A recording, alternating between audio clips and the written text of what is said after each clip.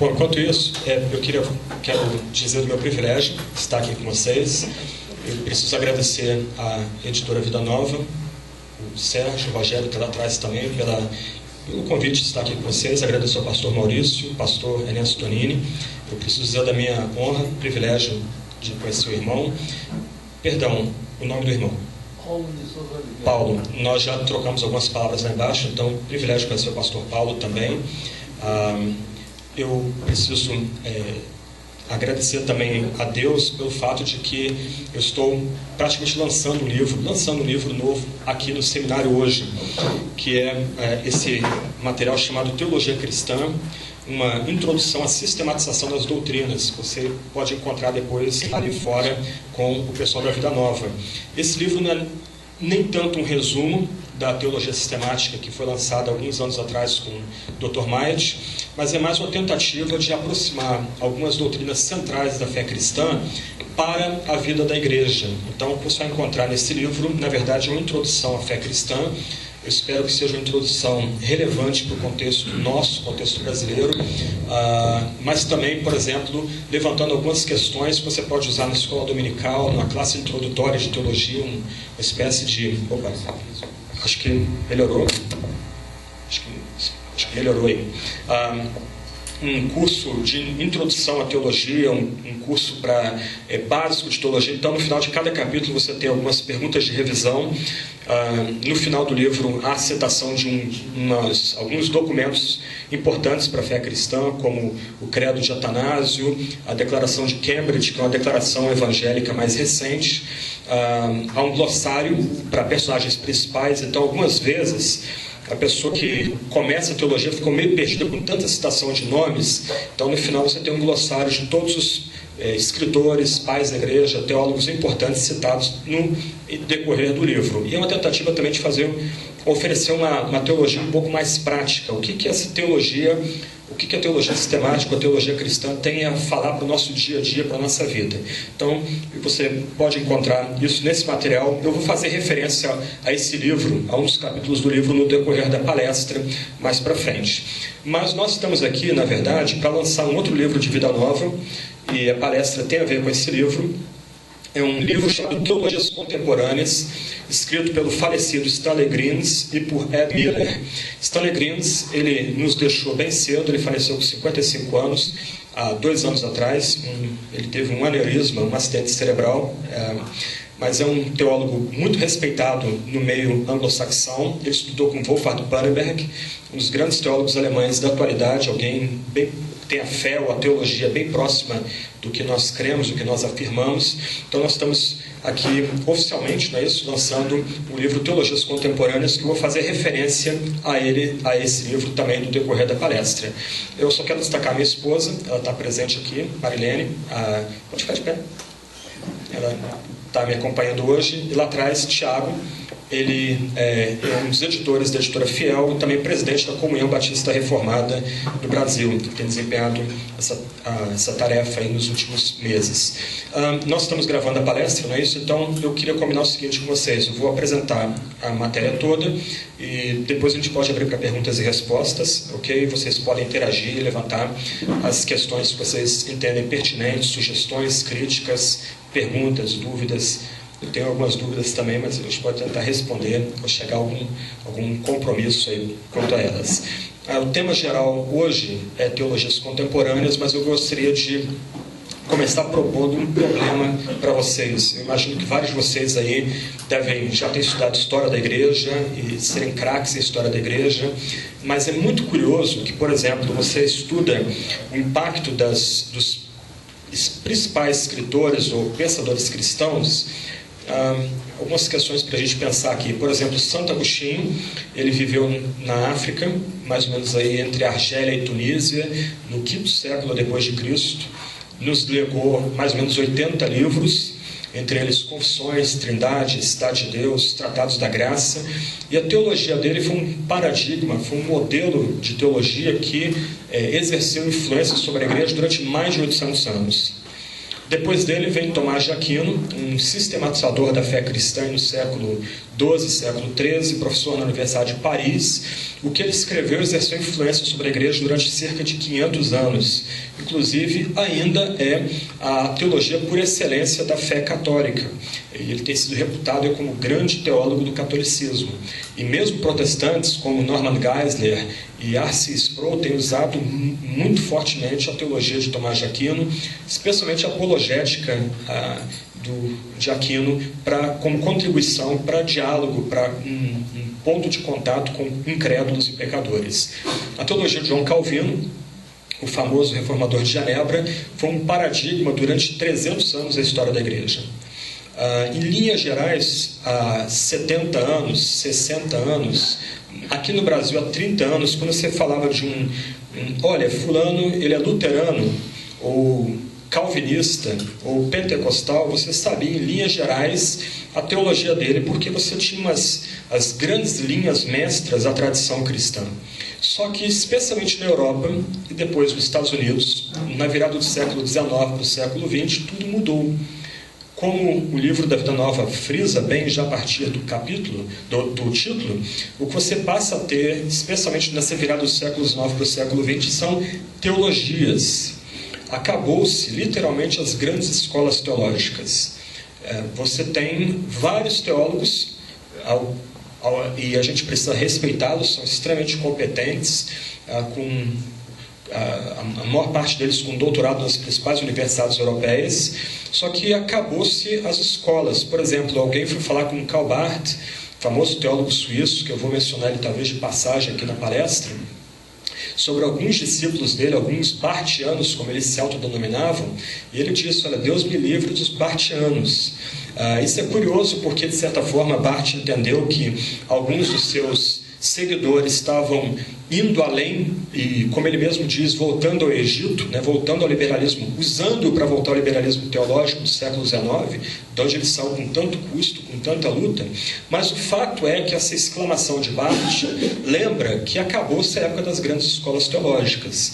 Então, quem já folheou o livro de Miller e Grins aí da Vida Nova já deve ter se espantado talvez com isso, que você coloca lado a lado Barth, Brunner, Bonhoeffer, Tillich, Bultmann, mais recentemente Jürgen Moltmann, Pannenberg, os vários teólogos da libertação, e você não vê muito acordo entre eles, fora um ou outro pressuposto que eu quero destacar em nossa palestra aqui. Muito pelo contrário, até o livro destaca aqui com algum grau de profundidade a briga amarga entre Karl Barth e o Brunner.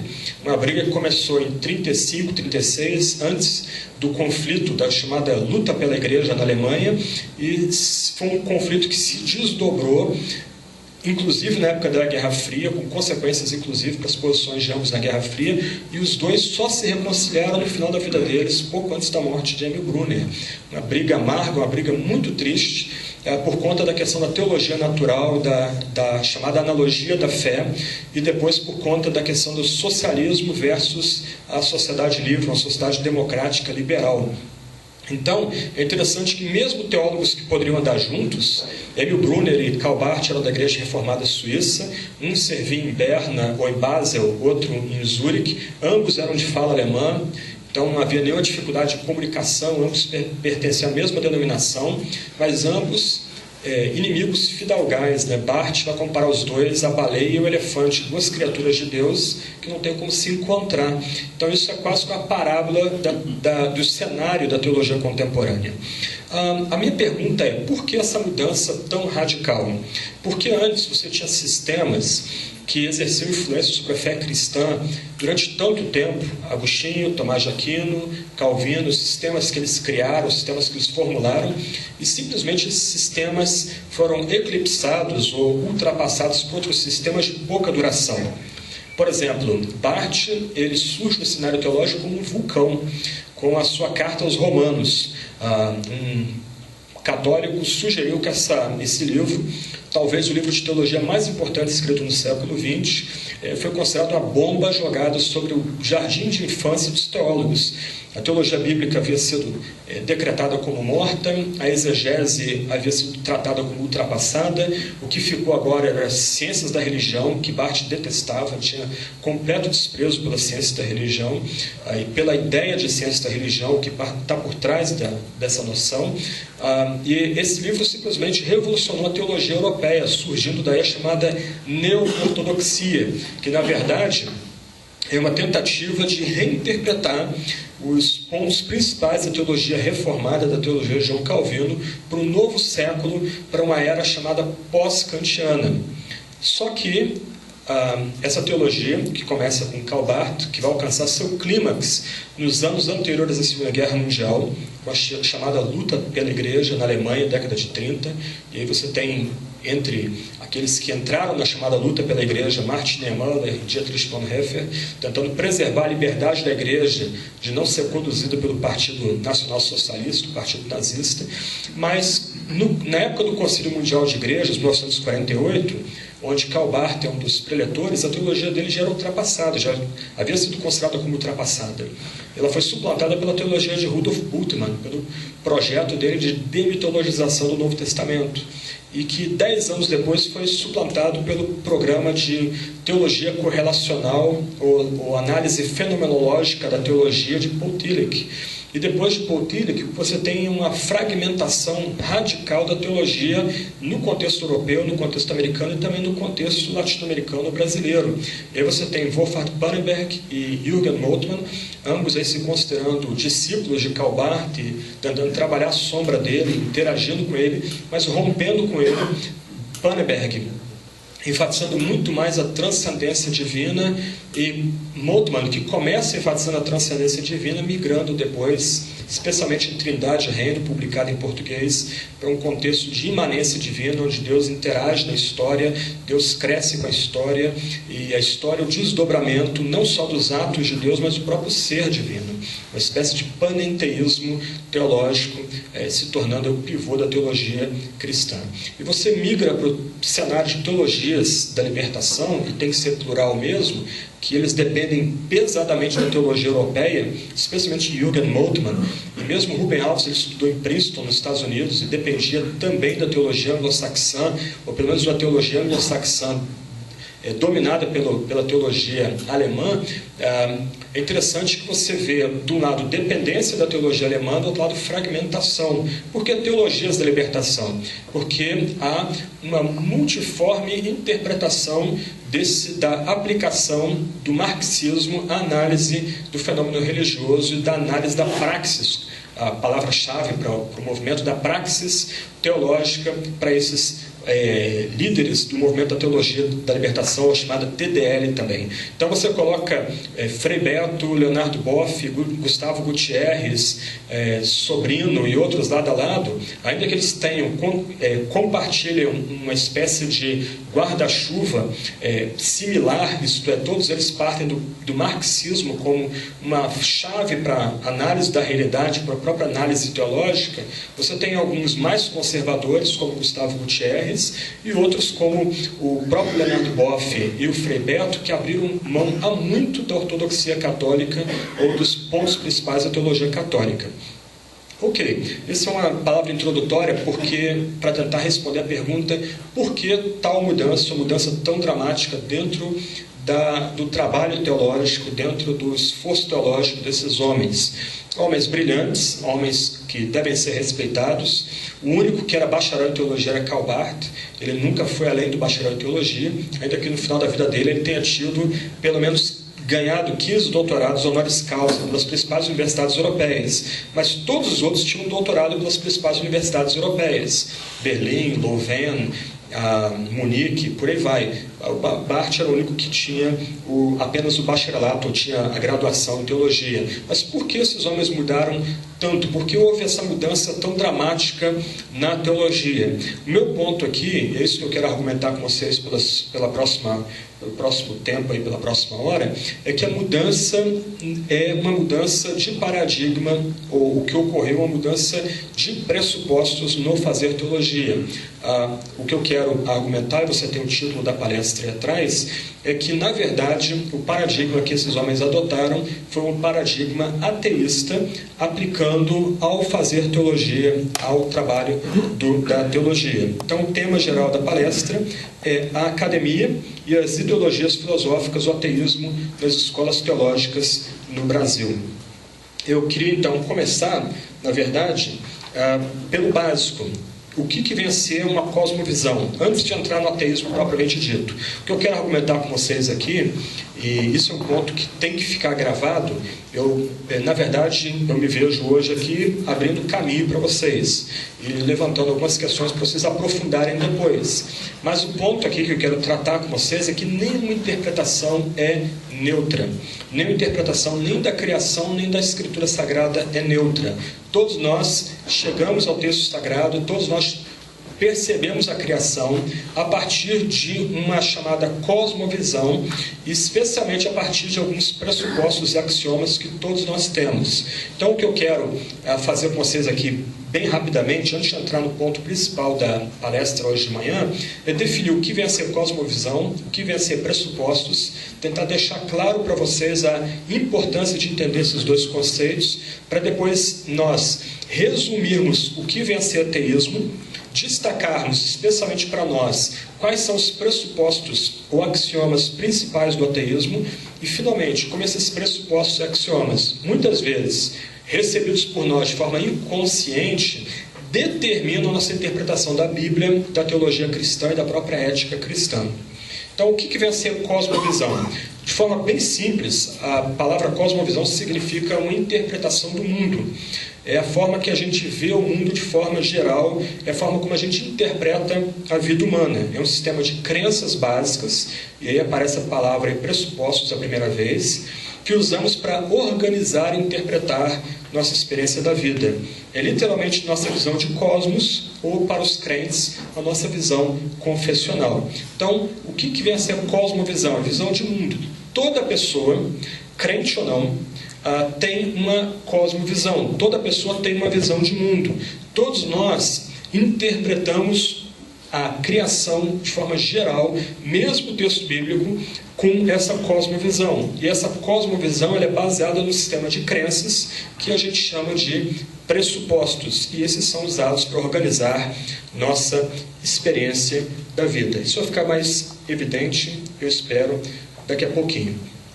O James Siri, num livro dele muito interessante chamado Universo ao Lado, que eu recomendo para vocês, um livro muito legal, ele vai definir cosmovisão da seguinte forma. Uma cosmovisão é um comprometimento, uma orientação fundamental do coração, que pode ser expressa como uma história, uma narrativa, ou um conjunto de pressuposições, hipóteses que podem ser total ou parcialmente verdadeiras ou totalmente falsas, que detemos, consciente ou subconscientemente, consistente ou inconsistentemente, sobre a constituição básica da realidade e que fornece o alicerce sobre o qual vivemos, movemos e possuímos nosso ser. Alguns pontos importantes dessa definição de cosmovisão. Então, cosmovisão, visão de mundo, a forma como nós vemos o mundo, a forma como nós interpretamos o mundo. Essa cosmovisão, ela é um comprometimento da mente e do coração, quer dizer, todos nós temos essa cosmovisão, e essa cosmovisão se reflete naquilo que é mais importante para a gente, ou que tem mais valor para a gente, onde nós colocamos nosso comprometimento último. E ela se expressa com história ou com pressuposições, ou um conjunto de pressuposições. Por que história? É curioso, por exemplo, eu não sei os colegas aqui que lecionam teologia sistemática ou filosofia, mas é curioso quando nós, aqui no Brasil, estamos tratando algum conceito mais abstrato. Você já deve ter experimentado isso na sua igreja.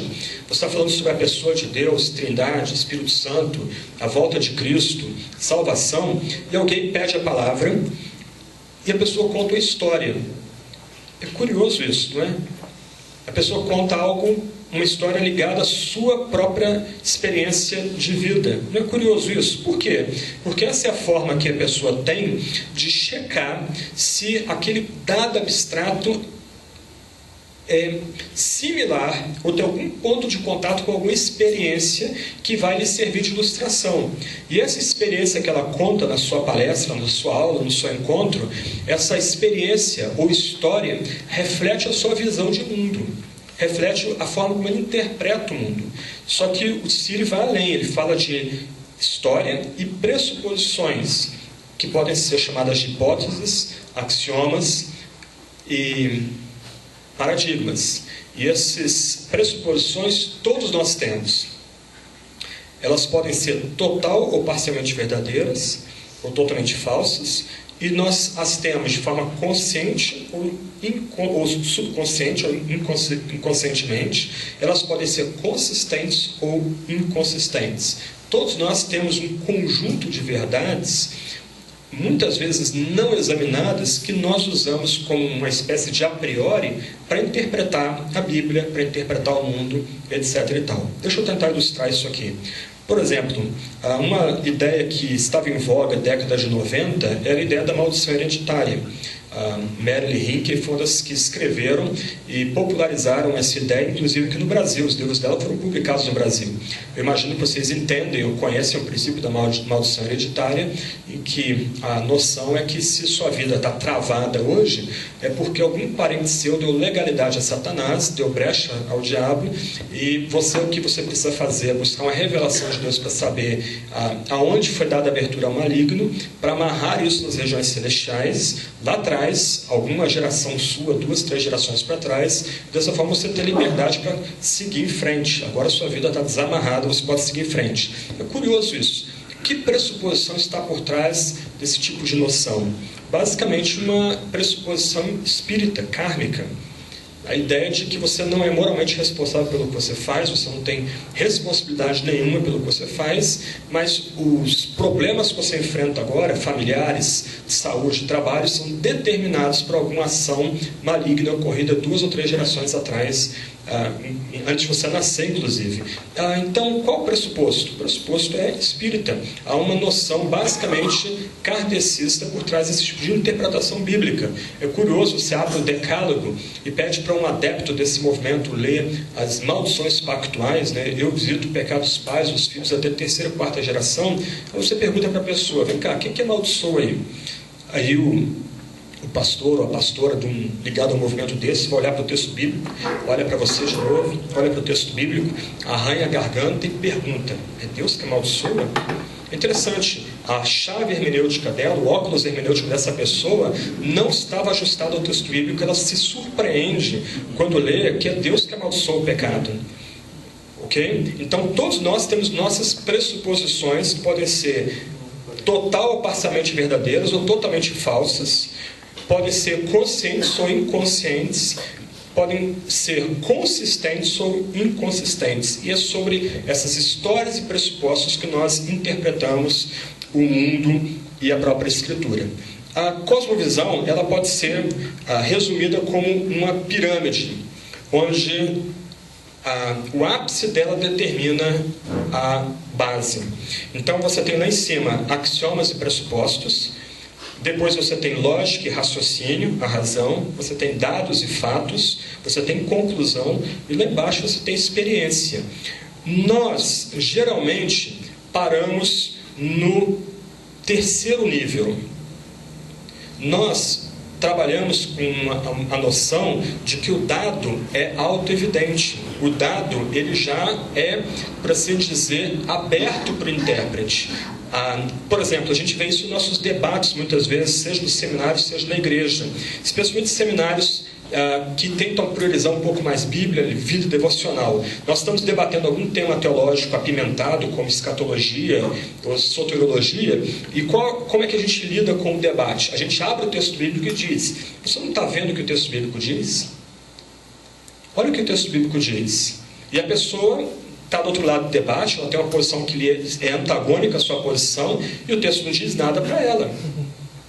Por quê? Porque nós supomos, de forma inocente, que todo debate começa no terceiro nível, no nível dos dados e fatos. Nós achamos que o fato é auto-evidente, ele já é auto-interpretável. Só que, na verdade, quando a gente começa a estudar um pouco mais o que é chamado de epistemologia, a teoria do saber, dos saberes, o debate começa lá em cima nos nossos pressupostos e axiomas, nas nossas crenças mais básicas, muitas vezes não examinadas. Essas crenças, por exemplo, é que determinam, ponto 2, a nossa chave para interpretar os fatos. Como é que nós interpretamos os fatos? Os fatos são irracionais, eles não têm como ser arrumados numa ordem lógica, coerente. Nós os interpretamos através de uma chave mística.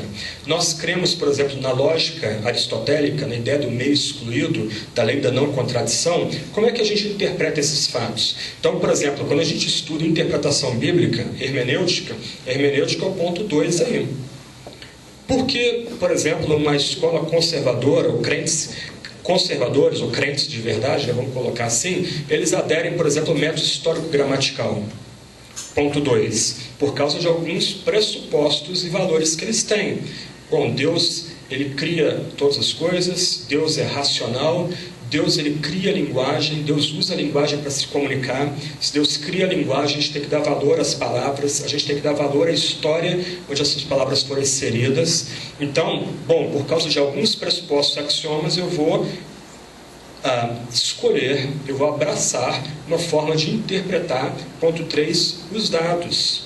E a forma como eu interpreto os dados é que me levam às minhas conclusões, que são a minha cosmovisão. Então, pressupostos,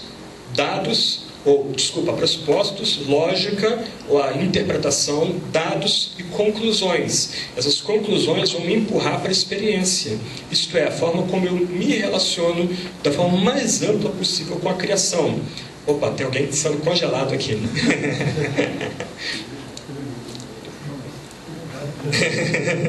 Ele deu uma tremida aqui na minha frente. Aqui. Pronto, acabou o ventilador ali. Ok, então a forma de nós interpretarmos a criação não é tão simples como nós gostaríamos que fosse. A forma de interpretar a criação da forma mais ampla possível é um pouco mais elaborada, onde nós dependemos de uma série de crenças e valores que muitas vezes não são nem conscientes, que vão determinar a forma como nós escolhemos um conjunto de dados para interpretar a criação, interpretar os fatos ou dados da criação, que daí nos levam a certas conclusões, que vão formar a nossa visão de mundo, a nossa cosmovisão, e daí para conclusões. Por exemplo, por que um crente, de um lado, tem abertura ao mundo, tem abertura às artes, curte cinema, é antenado com os últimos filmes que se lançam, consegue fazer uma boa análise da mensagem, da ideologia, por assim dizer, que está por trás desses filmes, e por que um outro crente, tão piedoso quanto o primeiro, lê tanto a Bíblia quanto o primeiro, tem repulsa à arte? Porque ambos têm pressupostos diferentes. Ambos têm ou partem de um a priori bem diferente. Ambos têm a mesma Bíblia. Ambos têm o mesmo texto bíblico. Por exemplo, criou agora uma espécie de celeuma, uma nova pesquisa sobre sexo e a forma como os cristãos lidam com o sexo. Curiosamente, não houve nenhuma pergunta sobre divórcio. Quem lê entenda. Mas gerou bastante burburinho na internet, foi publicado em Cristianismo Hoje. E está lá, a pessoa que dá a palavra final, um pastor que se diz evangélico, ele diz que Paulo tinha uma moral repressiva, que Agostinho tinha uma visão bitolada sobre sexo.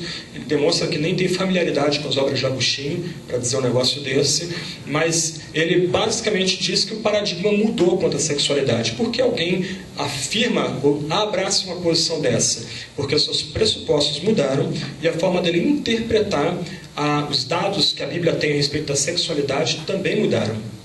No passado, por exemplo, os pais da igreja, a primeira de Clemente, a história eclesiástica de Eusébio, o Cidade de Deus de Agostinho, os pais iam argumentar a superioridade do cristianismo, não apenas no nível intelectual, mas pela superioridade dos casamentos cristãos. A forma como os cristãos cuidavam dos seus filhos. A forma como os cristãos se preservavam de uma sexualidade louca, que era o padrão do mundo romano. Hoje a gente não pode mais fazer esse tipo de defesa. E quem tenta fazer uma defesa dessa a partir da experiência cristã é rotulado como alguém de moral obtusa, alguém de moral restritiva, como o apóstolo São Paulo e como o santo Agostinho. Por que mudou? Porque a chave interpretativa do texto bíblico mudou e porque mudou também os axiomas. Isso vai determinar a interpretação dos dados e fatos, as conclusões e a própria experiência da pessoa.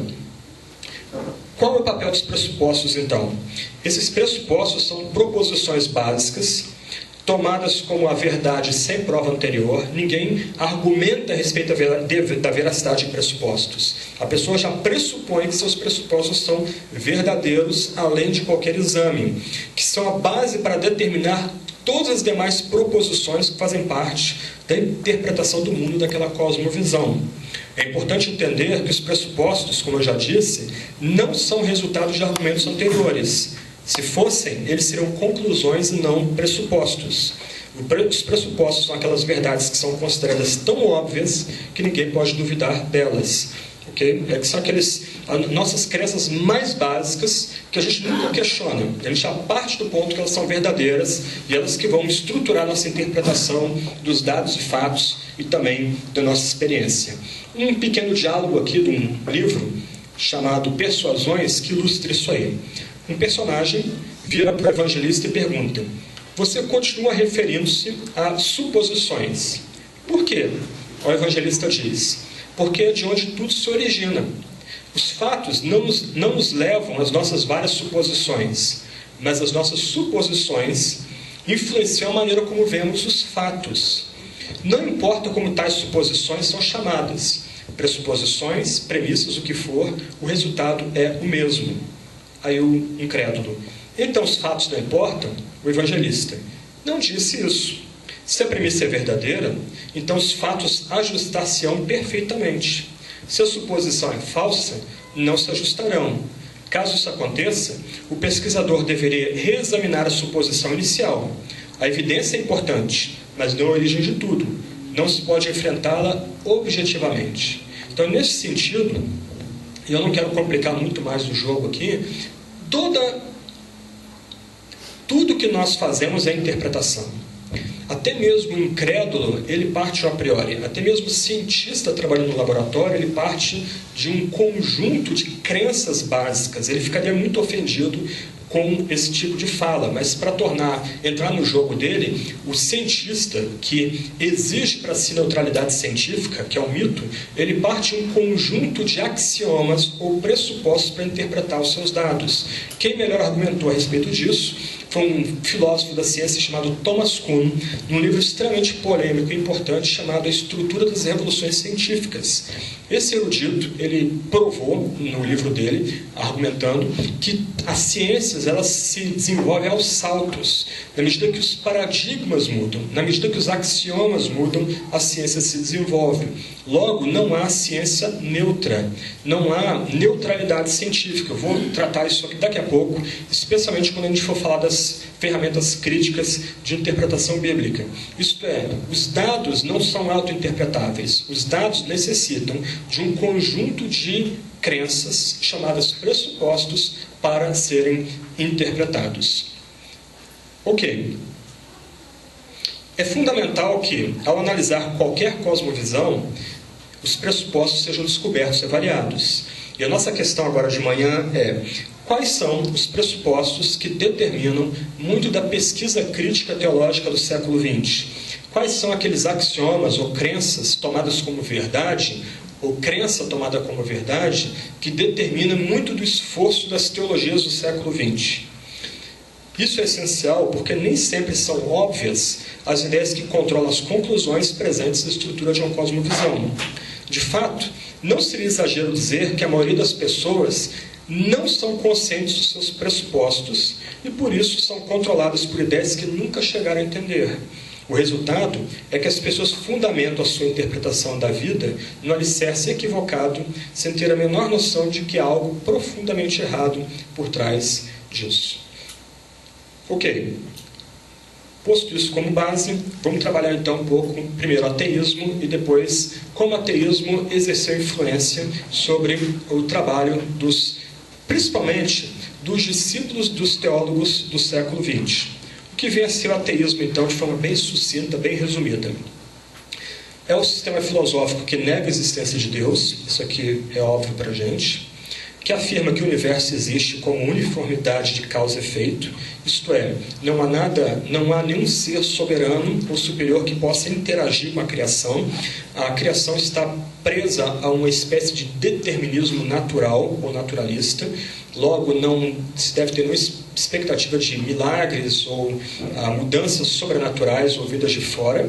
Então, esse universo é fechado num sistema de causa e efeito, e o ateísmo aspira à chamada objetividade científica, ou à neutralidade científica.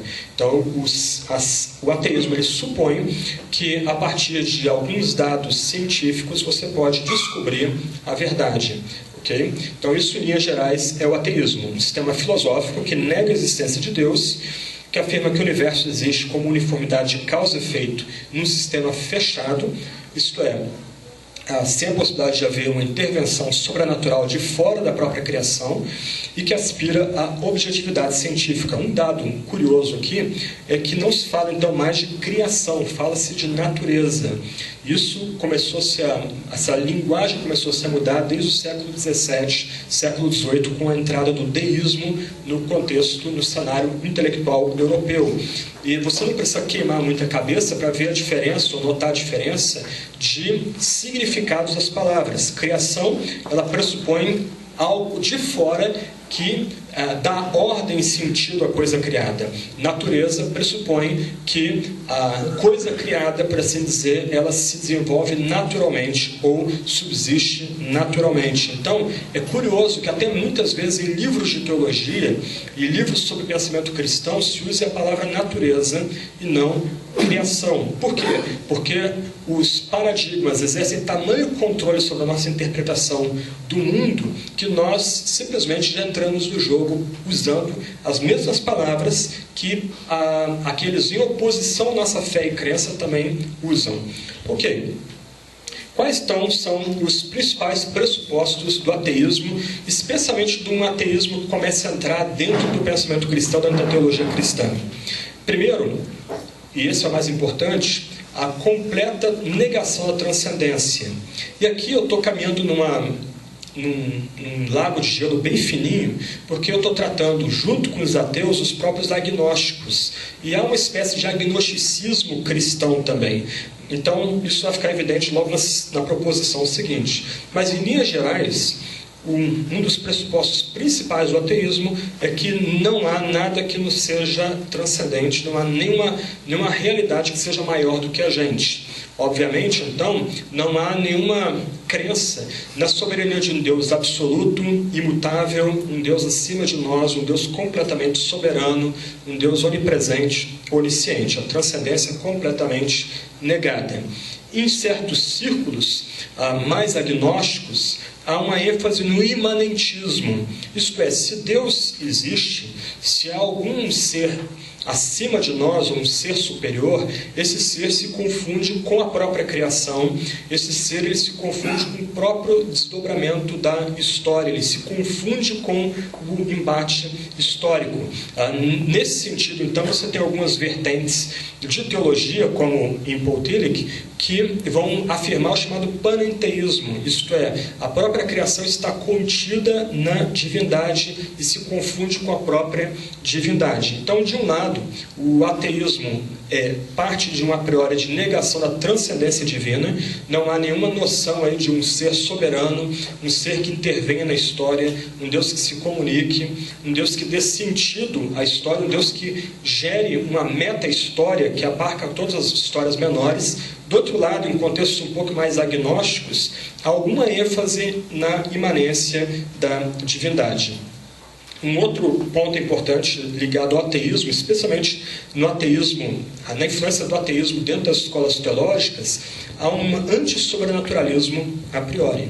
Então, se, como Bultmann fala no Novo Testamento e Mitologia, se não faz mais sentido, ou melhor, ele já parte do ponto que não faz mais sentido falar de céu, terra, inferno, graficamente dessa forma, não há mais sentido em falar de anjos, milagres, ressurreição dos mortos, porque isso não pode ser reproduzido, agora minha paráfrase, em um laboratório.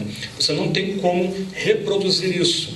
Por exemplo, uma questão que um ateu levanta em primeiro lugar num debate com você é o seguinte: me mostre uma pessoa que foi ressuscitada dentre os mortos.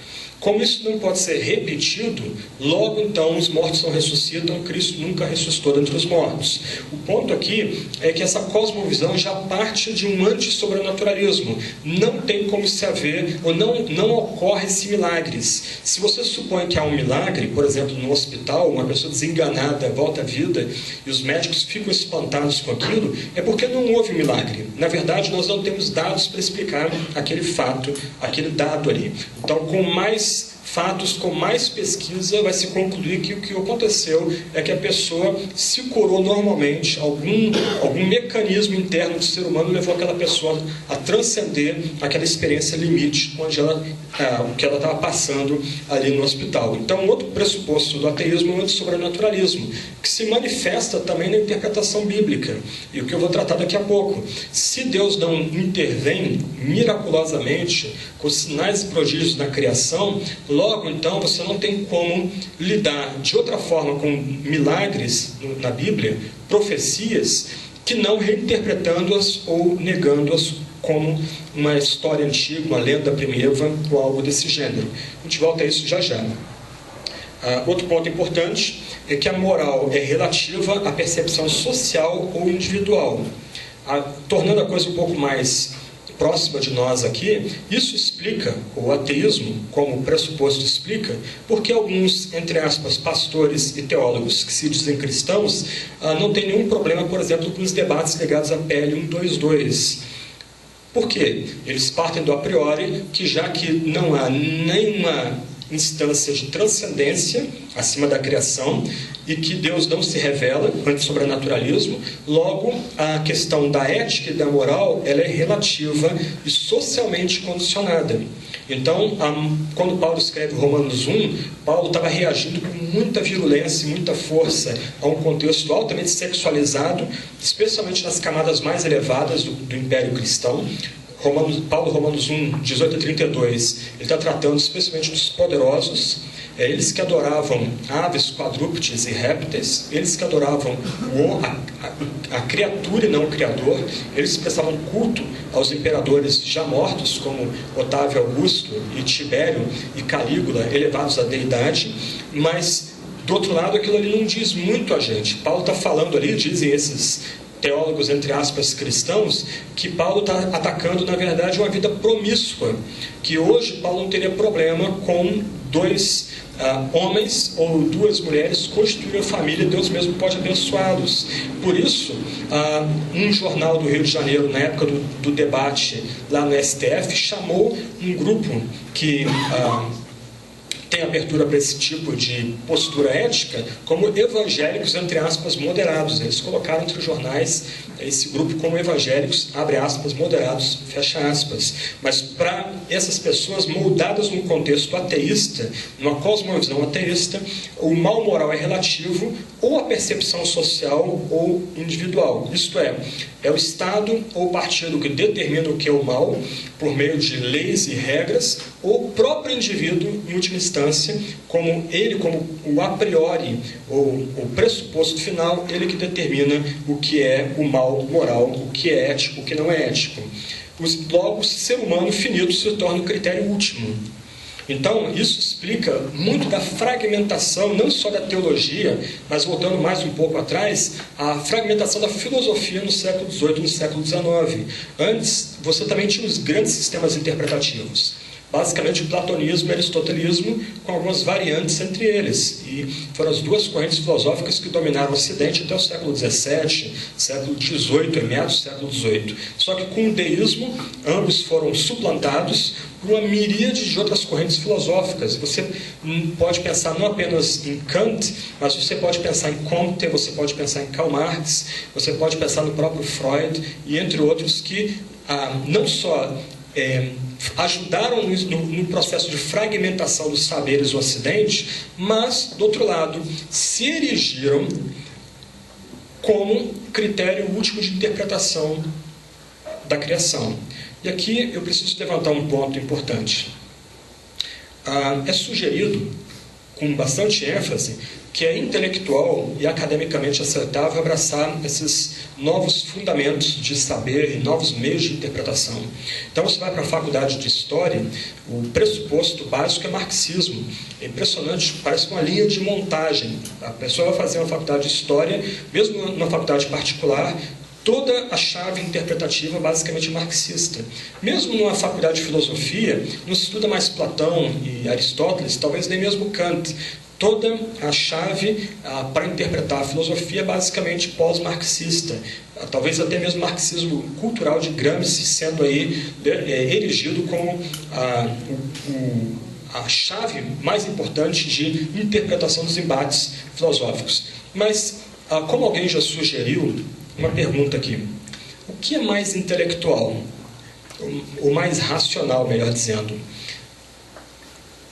Crer que um ser humano, como nós aqui, como qualquer um de nós aqui presentes nessa sala, esse ser humano, ele cria uma chave interpretativa e se arroga o critério último de interpretação, se arroga transcendência, ou crer que um ser soberano, onipotente, criou todas as coisas, e esse ser se comunica e interpreta todas as coisas. O que é mais racional? Dá para perceber o dilema de grande parte da filosofia e da teologia do século XIX e século XX? O que é mais racional? Um ser humano criar um sistema e sugerir que esse sistema tenha transcendência, ou crer que há um ser soberano, criador, que cria todas as coisas, se revela e interpreta toda a criação? Ok, então, mas pro ateísmo, o ser humano finito, ou a racionalidade se torna o critério último de interpretação. Logo, e aqui a gente entra nas teologias contemporâneas, o existencialismo, a fenomenologia ou o marxismo passam a ser a chave para a interpretação da realidade. Não mais a Sagrada Escritura, não mais o credo cristão. Então, o existencialismo, Rudolf Bultmann. E, num ponto, ele estava correto. Em meados da década de 50, ele escreveu um livrinho chamado É Possível Exegese Livre de Pressupostos? Ele foi publicado em português pela Sinodal, numa coletânea de textos só de Rudolf Bultmann. E é interessante, a pergunta dele é uma pergunta verdadeira, que induz a conclusão, não. É possível a exegese livre de pressupostos? A resposta é não. O problema é que o cristão não consegue articular pressupostos claramente cristãos para interpretar a Sagrada Escritura e interpretar a criação. A gente fica achando que os dados são autoevidentes, os fatos são autoevidentes. Mas Bultmann, que começa com essa pergunta correta, induzindo, aliás, uma resposta correta, não, ele vai oferecer o quê? Não pressupostos cristãos. Porque para eles, os pressupostos cristãos não dizem mais nada para o homem moderno. Ele vai dizer em Cristologia e Novo Testamento e mitologia, melhor dizendo, e também Jesus Cristo e mitologia, que não faz mais sentido na medida que a gente liga um computador, palavras dele, na verdade, né? Você liga o rádio e as ondas sonoras vêm a você pelo rádio, você clica no botão e a luz se acende, não faz mais sentido falar em anjos, ressurreição, milagres. Isto é, a cosmovisão bíblica, os axiomas bíblicos não fazem mais sentido para, entre aspas, o homem moderno, fecha aspas. Então, o que ele oferece, já que o ser humano agora é o critério último de interpretação, como chave para interpretar a Sagrada Escritura? E o mundo, o existencialismo, heideggeriano. Ele era professor em Freiburg, onde Heidegger membro do Partido Nazista, também era professor, então ele agora oferece o existencialismo como o pressuposto para fazer a exegese, como a chave hermenêutica para fazer exegese. Paul Tillich que vai oferecer a fenomenologia da religião, a análise fenomenológica de todo esforço religioso. E as teologias de libertação têm em comum o próprio marxismo como uma chave hermenêutica para a interpretação, em primeiro lugar, da situação vivencial do ser humano e depois da própria Sagrada Escritura. Então a Bíblia passa a ser interpretada, o mundo passa a ser interpretado por algumas ferramentas filosóficas, tendo como a priori, como a gente viu há pouco aqui, que o ser humano finito se torna o critério último da verdade. Por isso a gente começa a entender, eu espero, começa a ficar claro para a gente, a fragmentação das teologias nos últimos 40, 50, 60 anos. O fim das grandes escolas teológicas.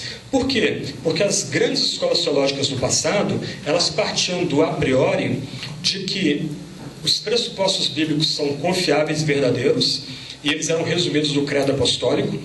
A partir dos pressupostos bíblicos, a Bíblia era confiável e verdadeira e deveria ser interpretada a partir desses pressupostos e axiomas cristãos, e isso os levaria a posições cristãs. Obrigado, Sérgio. Obrigado, irmão. Isso os levaria a conclusões baseadas na Sagrada Escritura, conclusões que podem ser chamadas de conclusões cristãs. Mas na medida que se mudou os axiomas, na medida que se mudou os paradigmas e se abraçou um paradigma ateísta, muitas vezes, aí volta para o começo, não examinado, entrando pela porta dos fundos das academias teológicas, então alguns sistemas filosóficos estranhos à fé cristã e em oposição à fé cristã começaram a ser tomados como chaves hermenêuticas. No campo político, obviamente, passou a se enfatizar o estatismo socialista, onde se tem pouco ou nenhuma liberdade pessoal, nenhuma liberdade econômica. Então, sugestivamente, muitos desses teólogos aí começaram a tirar a confiança em Deus e na igreja, como as chaves da restauração, da reestruturação da sociedade, e começaram a colocar a confiança deles no Estado. Então, isso explica, por exemplo, porque na igreja alemã, na chamada luta da igreja, entre 33 e 37, muitos crentes, muitos membros da igreja evangélica alemã abraçaram o nazismo, o Partido Nacional Socialista Alemão, porque eles entenderam que agora o nazismo era um instrumento de Deus, dado pelo próprio Deus. Adolf Hitler era o líder, o chefe, dado pelo próprio Deus para reestruturar a sociedade. E aí acabou-se uma crise econômica abissal na Alemanha, as pessoas agora tinham Fusca para comprar, e foi aí que se criou o Volkswagen, carro do povo, a preço popular para todo alemão poder ter o seu carrinho. Começou-se a criar a ideia de recreação e de férias para os empregados alemães.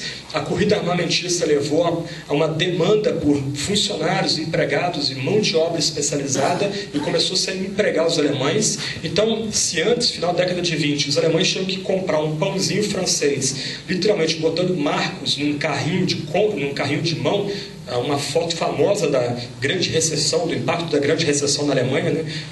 A mulher com um carrinho de compra cheio de moeda e dinheiro ali para comprar um único pãozinho. Tamanha desvalorização do marco frente à grande depressão da década de 20 e 30. Agora, o dinheiro alemão supervalorizou. Agora, você tem um líder agora que guia a moral alemã.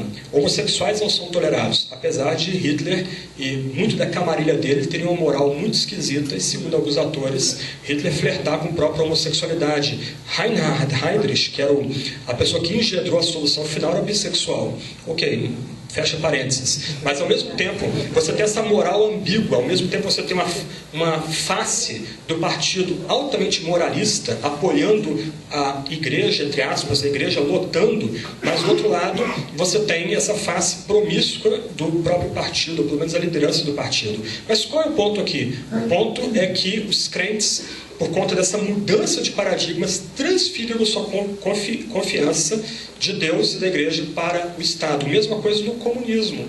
E a mesma coisa na teologia da libertação. A ideia de que você pode começar um processo revolucionário, pegar em armas para defender os oprimidos, os necessitados, e que você pode operar uma mudança de paradigma na sociedade a partir de uma revolução.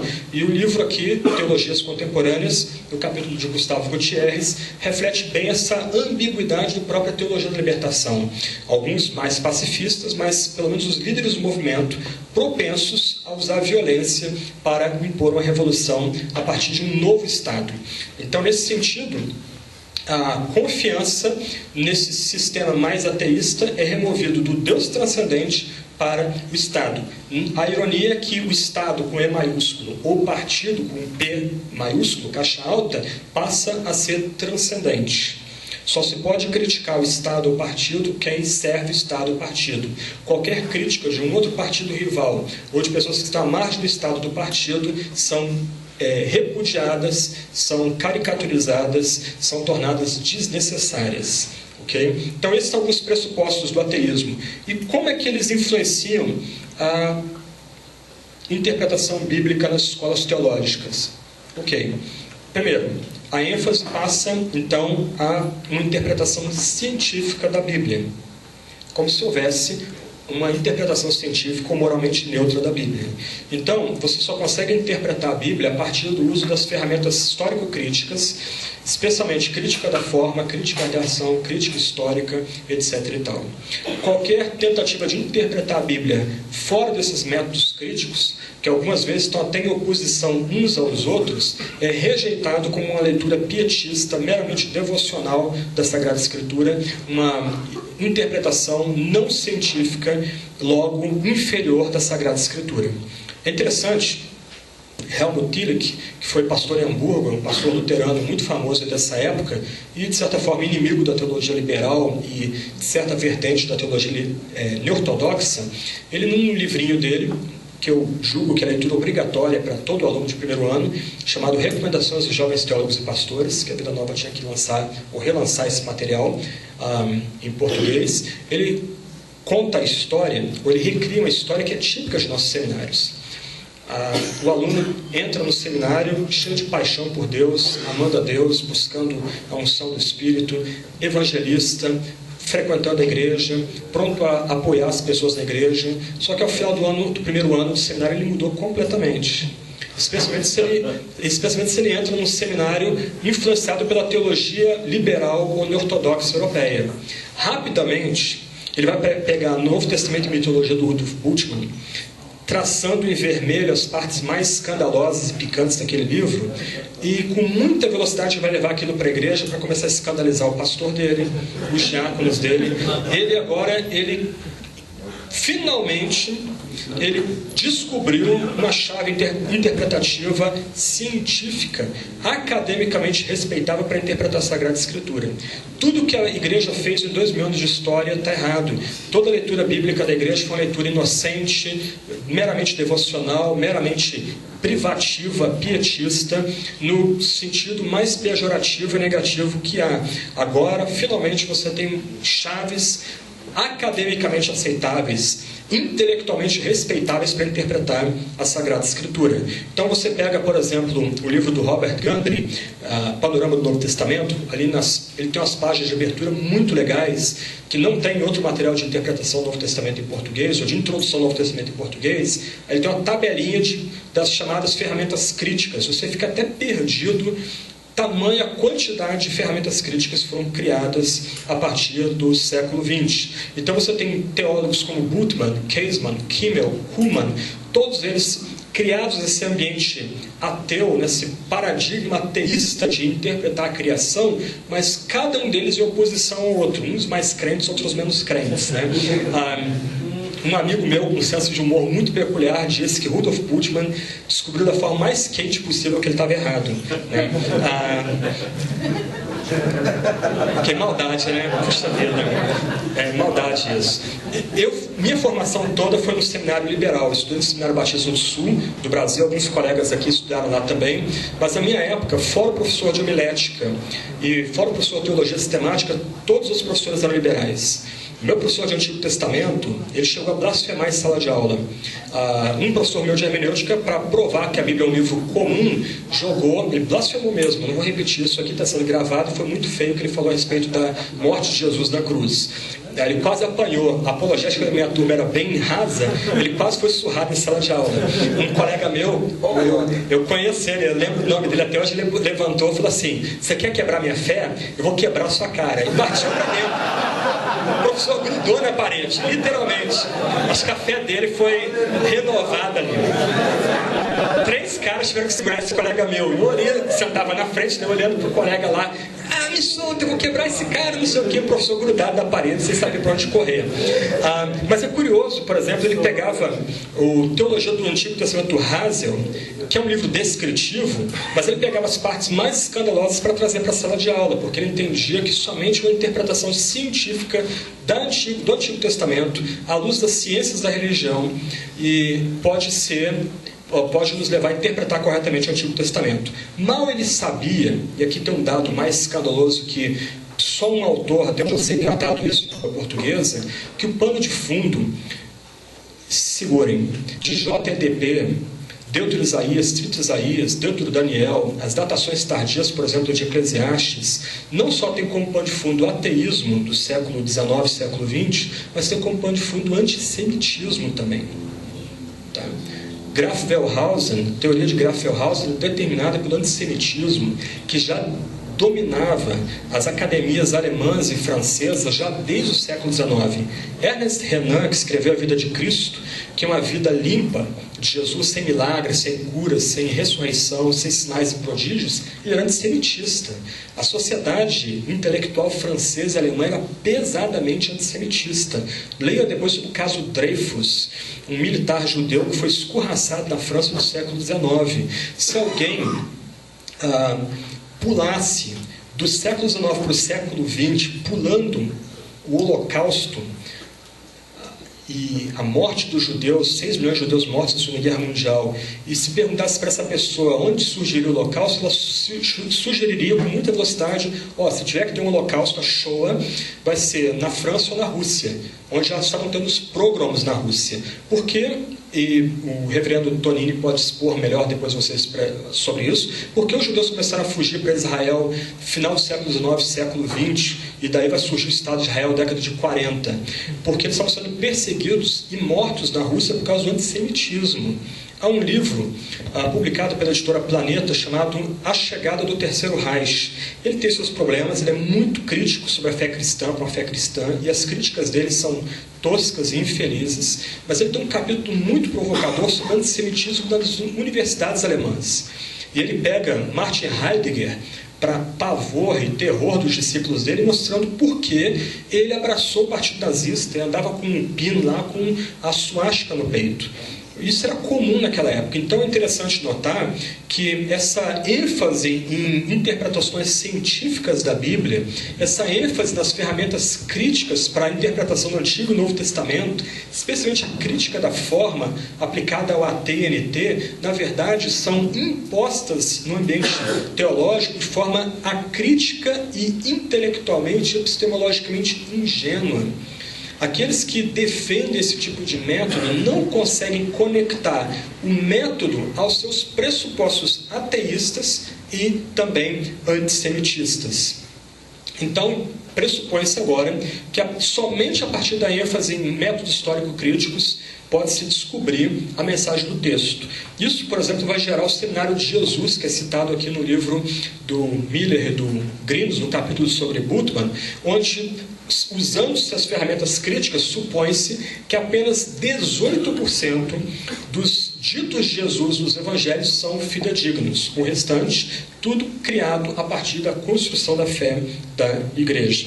Logo, a inspiração das escrituras é negada, não há como conciliar a inspiração das escrituras com os métodos históricos, com as ferramentas histórico-críticas. Então, ideias como inerrância, infalibilidade, a confiabilidade do texto bíblico são descartadas solenemente, a priori. Qual a mudança aqui? Isso é importante prestar atenção. Substitui-se uma hermenêutica do amor pelo texto por uma hermenêutica da desconfiança ao texto. Tá? Antes, os nossos pais intelectuais, Agostinho, Lutero, Calvino, Wesley, Edwards e outros, eles chegavam ao texto amando o texto, porque eles criam que o texto era palavra de Deus, era inspirado, soprado pelo próprio Deus. Logo, era um texto confiável, um texto que deveria ser tomado como absoluto, né? O Deus Criador, o Deus que cria todas as coisas, se comunica e, por meio da sua palavra, interpreta a própria criação. Hoje, já se pressupõe que a Sagrada Escritura não é a palavra de Deus, logo você tem que desconfiar do texto bíblico. E daí, como os autores aqui do livro que está sendo lançado pela Vida Nova vão enfatizar, o que você tem é uma hermenêutica de suspeita. Você não só suspeita que o texto bíblico não é mais palavra de Deus, ou melhor dizendo, você não suspeita, alguém criado esse paradigma já pressupõe que o texto bíblico não é mais palavra de Deus. Ele é palavra dos homens a respeito de Deus. Ele agora também parte de uma priori de desconfiança para sondar as estruturas de dominação e de poder que estão por trás do texto bíblico. Então o texto é patriarcalista, chauvinista, o texto tem uma ideologia de dominação e de opressão por trás dele. Então agora o intérprete tem que tentar escavar e chegar ao núcleo, ao centro, por meio dessas várias ideologias e estruturas de dominação que estão por trás do texto bíblico. Por exemplo, eu vi, ninguém me contou, um erudito, pelo menos um teólogo da área de Antigo Testamento, pregando o Salmo 2. Então não há nenhuma conotação messiânica no Salmo 2 para essa pessoa. O que você tem no Salmo 2 é um texto criado, manipulado pelos judeus aí no 8º século a.C., 10º século a.C., para justificar o totalitarismo real na casa de Israel. Okay? Ai daquele que se insurgir contra o rei. O filho do rei o esmagará. O texto não tem nenhuma conotação messiânica. Mas quais são as chaves de interpretação do Salmo 2? Não são uma hermenêutica de amor e devoção ao texto, de respeito ao texto. São uma hermenêutica de desconfiança, de desconstrução do texto bíblico. Só que, mais uma vez, esses chamados eruditos são tão inocentes que eles não conseguem perceber que por trás da sua própria interpretação há uma estrutura, há pressupostos também de dominação e de poder. Então a escritura é negada a partir do ateísmo, a encarnação, a morte expiatória e a ressurreição de Cristo também são negadas. Tá? Por exemplo, Rudolf Bultmann, diferente dos liberais do século XVIII e XIX, ele não diria de cara que Cristo nunca ressuscitou dos mortos. Ele diria que isso não é questão de investigação histórica. Ele diz, olha, ele diria, né? Ele disse no passado, eu não sou arqueólogo, isso não me interessa o Jesus da história, me interessa o Cristo da fé. O fato é que essa foi a linguagem que a igreja criou para comunicar o fato de que a partir do evento pascal, aquele que tem fé em Jesus é justificado, isto é, tem vida autêntica. O que quer dizer vida autêntica? Nem ele sabia direito definir o que significa vida autêntica.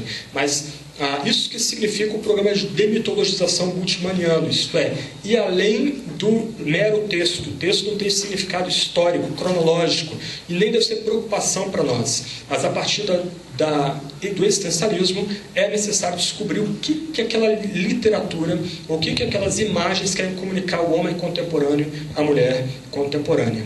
Por isso, C.S. Lewis, no ensaio já famoso sobre a crítica bíblica moderna, ele vai acusar Rudolf Bultmann de ser gnóstico, por duas razões muito importantes para nós aqui. Primeiro, ele subordinou a interpretação bíblica a um conhecimento estranho à própria fé cristã. Isto é, antes de você interpretar o texto bíblico, você tem que aprender uma filosofia para chegar ao texto bíblico. Isto é, você tem que receber uma gnose, um saber estranho, para chegar ao texto bíblico. Então esse é o primeiro ponto que torna Rudolf Bultmann, e não só Bultmann, mas quase toda a teologia do século XX, basicamente gnóstica. Segundo ponto, a linguagem cristã não é rejeitada. Como os gnósticos do segundo e terceiro século, a linguagem cristã é mantida, mas reinterpretada segundo outras categorias estranhas ao próprio texto bíblico. Então, esses vários eventos importantes para a fé cristã, eles são negados, eles são desconectados do seu ambiente histórico e são reinterpretados, assim como todos os outros milagres da Sagrada Escritura. Eles vão ser negados ou reinterpretados em categorias existenciais fenomenológicas ou também em categorias marxistas. Por exemplo, a teologia da libertação vai tomar a libertação do êxodo como um paradigma para interpretar toda a Sagrada Escritura, mas não um paradigma de um confronto entre Yahvé e as caricaturas de divindade presentes no Egito. Não um embate entre poderes, entre o Deus Criador, Redentor, e os demônios por trás daqueles seres ali no Egito. A narrativa do Êxodo é tomada como um paradigma do Deus que fica a favor do oprimido quando ele se levanta contra um sistema opressor, e aqui o sistema é tratado como um sistema capitalista, anglo-saxão e americano, nesse sentido. Então, as doutrinas cristãs, agora em Tillich, se tornam apenas símbolos ou metáforas. Elas também não têm valor doutrinal e valor histórico. Então, nesse sentido, a grande parte da tarefa de Paul Tillich era reconstruir a teologia cristã a partir do método de correlação, não rejeitando a teologia cristã, mas tratando-a como linguagem simbólica e usando-a para dialogar com outras religiões e com a cultura da forma mais ampla possível. Há alguns anos atrás, eu tive contato com a pastora da PCUSA, que é a maior denominação presbiteriana na América, que está se fragmentando, inclusive, por conta da teologia liberal. E foi curioso, no culto onde ela estava, essa pastora, ela foi pregar no culto na capela do seminário, lá no Rio de Janeiro, ela entra toda paramentada, com a beca, estola, e se você tem alguma familiaridade com a liturgia clássica, cada detalhe ali tem significado. As cores, o verde tem significado, etc. e tal. Ela tirou o capelozinho dela e deu a prédica dela. Na época, eu estava começando a perceber essas conexões. Eu virei para um colega meu, o Alan Mead, que depois escreveu o livro junto comigo, a Teologia Sistemática junto comigo, e perguntei: puxa, curioso, essa mulher vem de uma denominação que rompeu com a fé cristã histórica, mas ela ainda usa liturgia, os elementos litúrgicos da tradição histórica. Ele vira para mim e diz: olha, como boa seguidora de Paul Tillich, ela vai usar, porque ela entende que esses elementos litúrgicos são simbólicos, são a forma de mediar a relação do fiel com um ser além do ser, com aquele Deus que está além das nossas concepções da divindade, que para Paul Tillich são meramente idolátricas. Então, as doutrinas da fé cristã são metáforas. Você vê isso em Leonardo Boff. Quem já leu, por exemplo, os livros dele dogmáticos, que são muito bons e tem bastante material histórico sólido para a gente, vai perceber isso. Ele fala muito sobre Trindade, a encarnação de Jesus Cristo, a pericoresis divina, e fala com muito conhecimento de causa, cita os pais da igreja com grande familiaridade, consegue entrar pelos meandros do debate da teologia oriental do século VI, do século VII, que são extremamente técnicos e muito complicados e bem distantes dessa realidade atual, mas a linguagem é meramente metafórica. A linguagem teológica é preservada e valorizada porque ela é o fundamento das comunidades eclesiais de base, já na década de 80 e 70. Por isso, e não só por conta do livro Igreja, Melhor Sociedade, acho que esse é o título dele, que ele propõe uma eclesiologia, entre aspas, batista para a igreja, onde a igreja que vai escolher o clero, e esse é o livro que vai ser o pivô do voto de silêncio, que é imposto a ele pelo cardeal Ratzinger, o atual Bento XVI, mas também por conta desses problemas teológicos mais sérios, é que ele recebe o voto de silêncio, e esse voto de silêncio é que leva ele a romper depois com a teologia católica. Como a gente já viu antes, por conta do ateísmo, a ética se torna situacional e relativista. Por isso, esses teólogos e adeptos dessas ferramentas teológicas influenciadas pelo ateísmo contemporâneo não veem nenhum problema nos embates sociais do nosso meio. Alguns, inclusive, favorecendo, por exemplo, o MST e a desapropriação de terras, o embate, o esforço revolucionário. Eles ou não veem problemas ou apoiam claramente não só a mudança que o Supremo Tribunal Federal imposto para a definição de família que nossa Constituição tem, ou não tem problemas, ou inclusive apoiam o PL 122. Por quê? Porque já que Deus não se revela, a palavra de Deus não é inerrante e autoritativa, infalível, logo você não tem um fundamento absoluto transcendente da ética e da moral. Então a ética se torna meramente descritiva, é uma ética de costumes, ela é uma ética relativa e baseada na situação vivencial do indivíduo. E eles vão acabar abraçando o universalismo. E é interessante notar que quase todos esses teólogos eram universalistas. A ideia básica é que, em alguma medida, todas as pessoas serão irmanadas a partir de alguma mudança social dramática, a partir da intervenção do Estado ou do trabalho dos crentes tentando impor uma nova sociedade ao país ou ao local onde as pessoas mudam. Mas, em alguma medida, essa confiança de que todas as pessoas serão irmanadas. Mesmo Karl Barth e mesmo Pannenberg, que são talvez os teólogos desse grupo aí mais próximos da fé evangélica, eles tinham problemas sérios quanto ao universalismo. Por exemplo, você pega a noção barthiana de predestinação e eleição, a implicação dela é o universalismo. E Barth ele nunca teve uma resposta clara aos perigos ou às implicações da visão dele de predestinação. Isto é, reinterpretando o entendimento agostiniano e reformado tradicional, Cristo é o eleito e o reprovado. Na morte de Cristo ele foi reprovado pelo seu Pai. Na sua ressurreição ele foi eleito pelo seu Pai.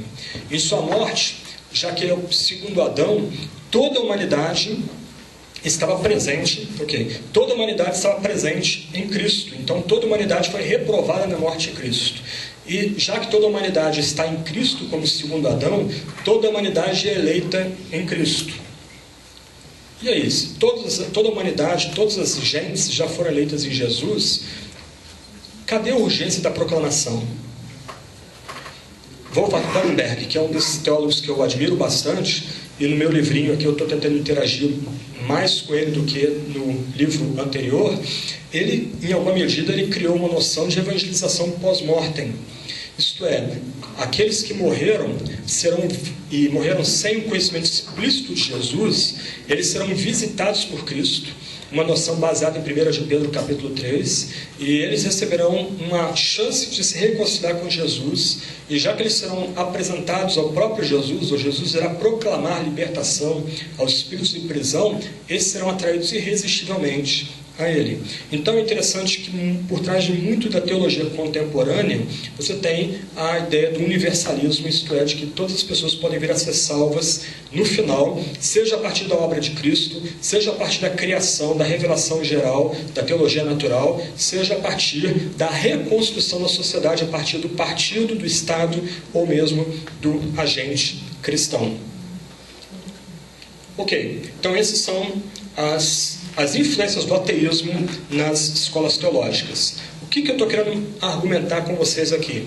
Primeiro, a necessidade da gente começar a pensar em termos de visão de mundo, de cosmovisão. A necessidade de nós lembrarmos que toda a interpretação que a gente faz do mundo é baseada em pressupostos. A necessidade de saber exatamente que pressupostos nós temos, quais são aqueles valores últimos, quais são aquelas crenças últimas que são caras a nós e que nos ajudam a interpretar a Bíblia e a criação da forma mais ampla. Eu estou destacando agora uma única cosmovisão, o ateísmo. Tentei resumir o que é o ateísmo. Vou voltar aqui um pouquinho. Depois, tentei levantar para vocês aí os pressupostos principais do ateísmo. A gente já viu isso. E depois, como o ateísmo exerce influência sobre as escolas teológicas em nosso país. Por conta dessa mudança de paradigma, caminhando para o final aqui desse primeiro momento nosso aqui, nós encontramos pessoas hoje, dentro de denominações tradicionais, afirmando doutrinas e postulados éticos em completa desassociação com as crenças anteriores.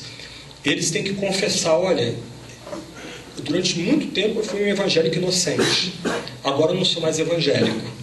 Eu transcendi, quem lê entenda, eu transcendi o que é evangélico. E é curioso, na declaração de fé dessa pessoa que eu tenho em mente aqui, isso fala muito da nossa falta de discernimento. Se debateu muito a questão do teísmo aberto, da autolimitação de Deus, etc. e tal, sem nenhuma base bíblica, sem nenhum uso do texto bíblico. Isso é curioso, mas é interessante. 2 pontos que deveriam chamar a atenção da gente na confissão de fé dessa pessoa.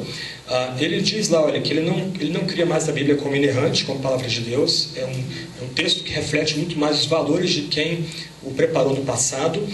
Cristo se esvaziou da sua divindade. São pontos que estavam na confissão de fé dele, quando essa pessoa rompeu com a tradição evangélica, né? Mas você nota, toda a linguagem é gnóstica. Finalmente ele encontrou a verdade. Todo o resto da igreja está iludido. Todo o resto da igreja segue uma fé infantiloide, uma fé inocente. Ele descobriu a verdade agora. Ele descobriu uma ferramentas, um instrumental para interpretar o texto bíblico. E ele agora tem uma interpretação que é superior à do resto da cristandade aqui no país. Mas é curioso que isso também se nota nas posições éticas que essa pessoa tem assumido em nosso meio. Só que ele essa pessoa que eu tenho em mente, vocês sabem quem é, ele é um microcosmo da crise da igreja evangélica brasileira. Porque antigamente, também há 20 anos atrás, você pensava em batistas, presbiterianos, metodistas, então você pensava em linhas mestras. Você, eu sou membro da igreja Assembleia de Deus, beleza, então você sabe mais ou menos exatamente quem é a pessoa, o conjunto de valores doutrinais caros àquela pessoa. Hoje eu tenho mais contato com pessoas fora da minha tradição do que com gente da minha própria tradição. Eu dizia há pouco aqui, logo que eu cheguei, tive o privilégio de falar na convenção estadual da CBN em Ilhéus. Eu falei para os pastores lá, eu me senti mais em casa entre eles do que entre colegas meus da Convenção Batista Brasileira. Vi muito mais devoção, fé e interesse na própria Sagrada Escritura, na própria doutrina cristã, do que entre meus pares, do que no seminário onde eu estudei, que, como eu falei há pouco, entre professores de Antigo Testamento, especialmente Antigo Testamento e História da Igreja, havia uma perspectiva cínica de rompimento com a fé dos nossos pais. Por que isso? Por conta da influência do ateísmo como pressuposto para interpretar a doutrina cristã e a própria Sagrada Escritura. 2 palavras de encerramento. Primeiro, a crise social e política do Ocidente é uma crise intelectual. A falta de objetivos e a deficiência do aprendizado, o abuso dos clichês marxistas e a substituição do raciocínio lógico pela criatividade nas universidades e mesmo nas escolas teológicas transformar a cultura ocidental num caldo de ideias nihilistas de desesperança e relativismo disfarçadas de tolerância. Há alguns anos atrás, coisa de 10 anos atrás, eu me lembro que eu recebi uma revista de uma associação ecumênica de interpretação da Bíblia. E o que eu vou dizer agora é blasfêmia, mas precisa ser dito, citado pelo menos, né?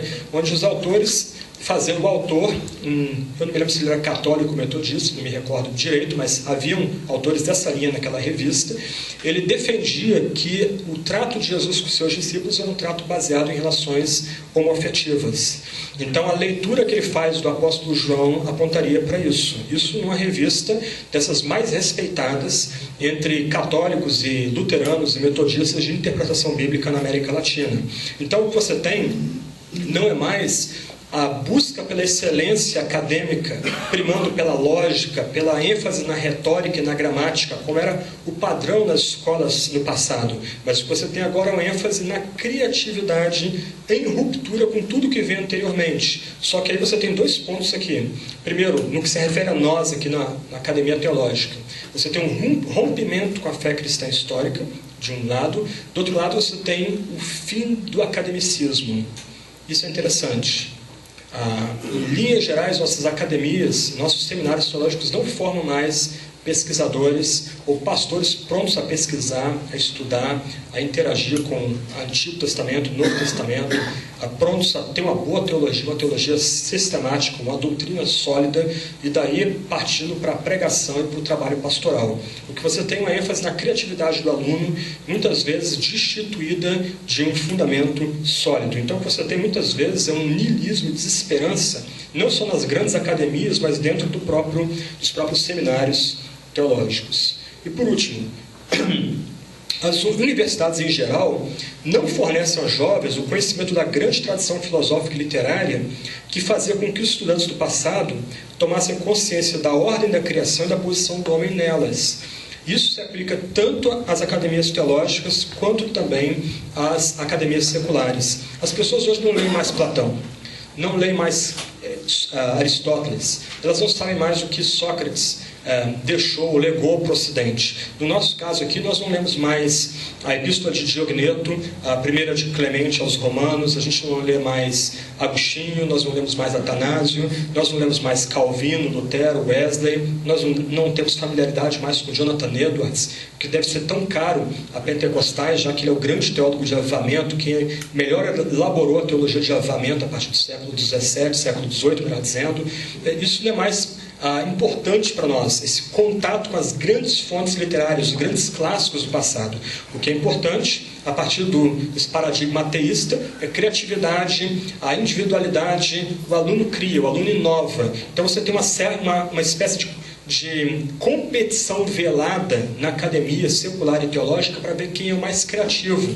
E academias teológicas guiadas pelo ateísmo determinam que o aluno mais criativo é aquele que com mais classe rompe com a fé cristã histórica, com a fé dos nossos pais.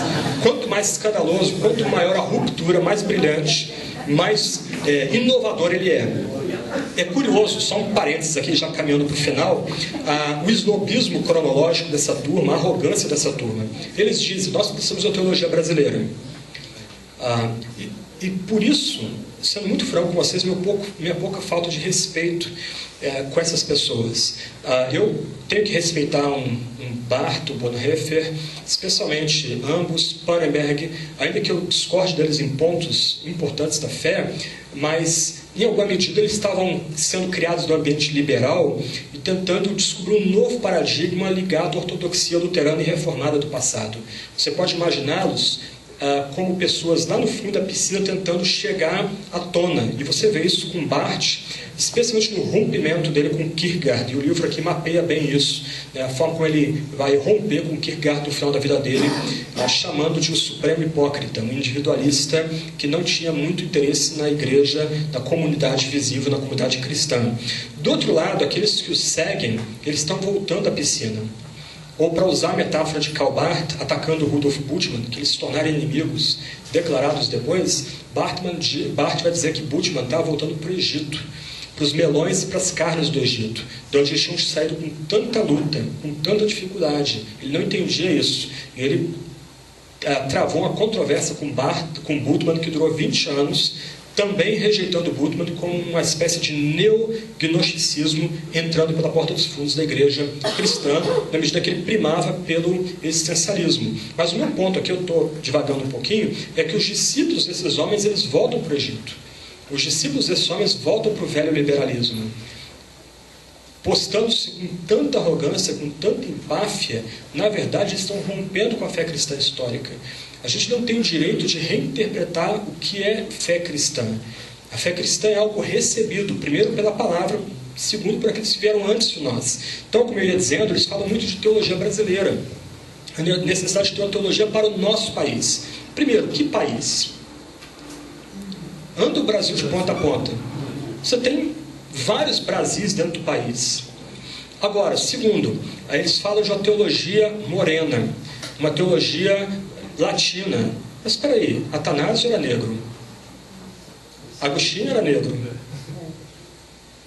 Os ortodoxos, então, estão seguindo uma teologia que foi gestada no norte da África. Ela não é uma teologia americana, propriamente dita. Ela não é uma teologia alemã ou inglesa. Não é uma teologia gestada no mundo anglo-saxão. Pode ter sido reelaborada, modificada, mas a teologia anglo-saxã depende, basicamente, de pressupostos teológicos que foram gestados em Egito, em Alexandria, por Atanásio, chamado pelos seus inimigos como Anão Negro, e por Agostinho, na pequena cidade de Hipona, na Argélia. Então, esse snobismo cronológico só reforça o fato de que, por trás de criatividade e novas descobertas doutrinais, eles nem conhecem o fundamento da fé deles. Eles nem conhecem onde eles foram criados. Eles estão rompendo, muitas vezes, esses novos teólogos que se encantam com a teologia liberal europeia, eles estão rompendo com uma tradição que eles nunca examinaram com profundidade. E muitas vezes tentando reescrever sua história pessoal para sugerir que eles examinaram com profundidade a tradição com a qual eles estão rompendo. Então, as universidades deixaram de ser uma ilha de liberdade intelectual para se tornar centros ideológicos, madraças, onde o aluno é agora instado a reproduzir o discurso do professor, não mais o ensino da igreja. Esse é um ponto importante. Preocupados em desempenhar um papel ativo na sociedade, preocupados somente com questões como exclusão social, sexo, etnia e guerras do estrangeiro. Isso mapeia muito do trabalho de algumas academias teológicas aqui no Brasil que abraçam o ateísmo e as teologias liberais europeias como ferramenta hermenêutica. Eles não têm nada mais para falar para a igreja. A igreja é vista muitas vezes como uma ONG, e o papel do pastor é mobilizar essa grande ONG que é a igreja para trabalhar nessas áreas: exclusão social, os embates ligados à questão de sexualidade, etnia, e são incapazes de protestar contra a violência no nosso país. 40 mil pessoas morrem por ano no Brasil. Mais gente morre no Brasil em um ano do que morre em Kandahar, Bagdá, ou mesmo no Líbano e na Síria. Eles são prontos a queimar bandeiras americanas na frente do consulado americano. Nunca mais vão para a Disney, porque eles são filmados lá de dentro pelo serviço secreto, pelos fuzileiros navais. Aí vai querer depois levar filhos da Disney, tudo marxista, camisa do Che Guevara, né? Aí quer ir na Disney. Aí tem o visto negado, nem sabe por quê, né? Sabe como é que você cura o marxista? Só levar ele na Disney, quando ele bota o chapéu do Mickey Mouse, né? acabou o marxismo, né? Marx, Gramsci, voam tudo pela janela ali. Mas aí, qual é o ponto aqui? A academia teológica e a própria igreja são vistas simplesmente como instrumentos para implementar essa agenda basicamente social. Exclusão social, sexo, etnia, guerras do estrangeiro. Não tem nenhuma palavra sobre corrupção no país, não tem nenhuma palavra sobre violência no país, até porque essas pessoas têm ligação com o partido que está no poder. Esse é um ponto, né? Eles abraçam o partido como transcendente. Lembra lá que a gente falou no começo? Essas questões ligadas à moral, né? Mas questões pelas quais a igreja foi gestada, como a pregação da criação, da ruína, da redenção, da restauração de todas as coisas, elas são rejeitadas com uma fé ultrapassada de nossos pais, que não diz nada mais para o contexto contemporâneo. Última provocação: é curioso que raramente você vê essas pessoas dentro da favela, ou no interior do nosso país, os rincões, aí, no interior de Pernambuco, interior de Alagoas, no meio do mato, lá nos ribeirinhos em Pará. Você não vê essas pessoas lá. Ok, vamos dar uma paradinha então e a gente abre para perguntas e respostas. Ok? Bom, opa, pois não.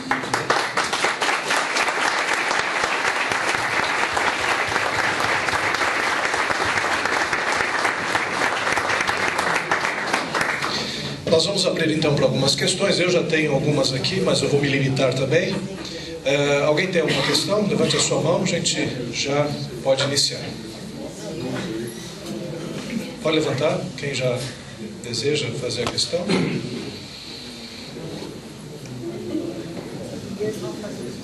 Pessoal do primeiro ano, principalmente, né?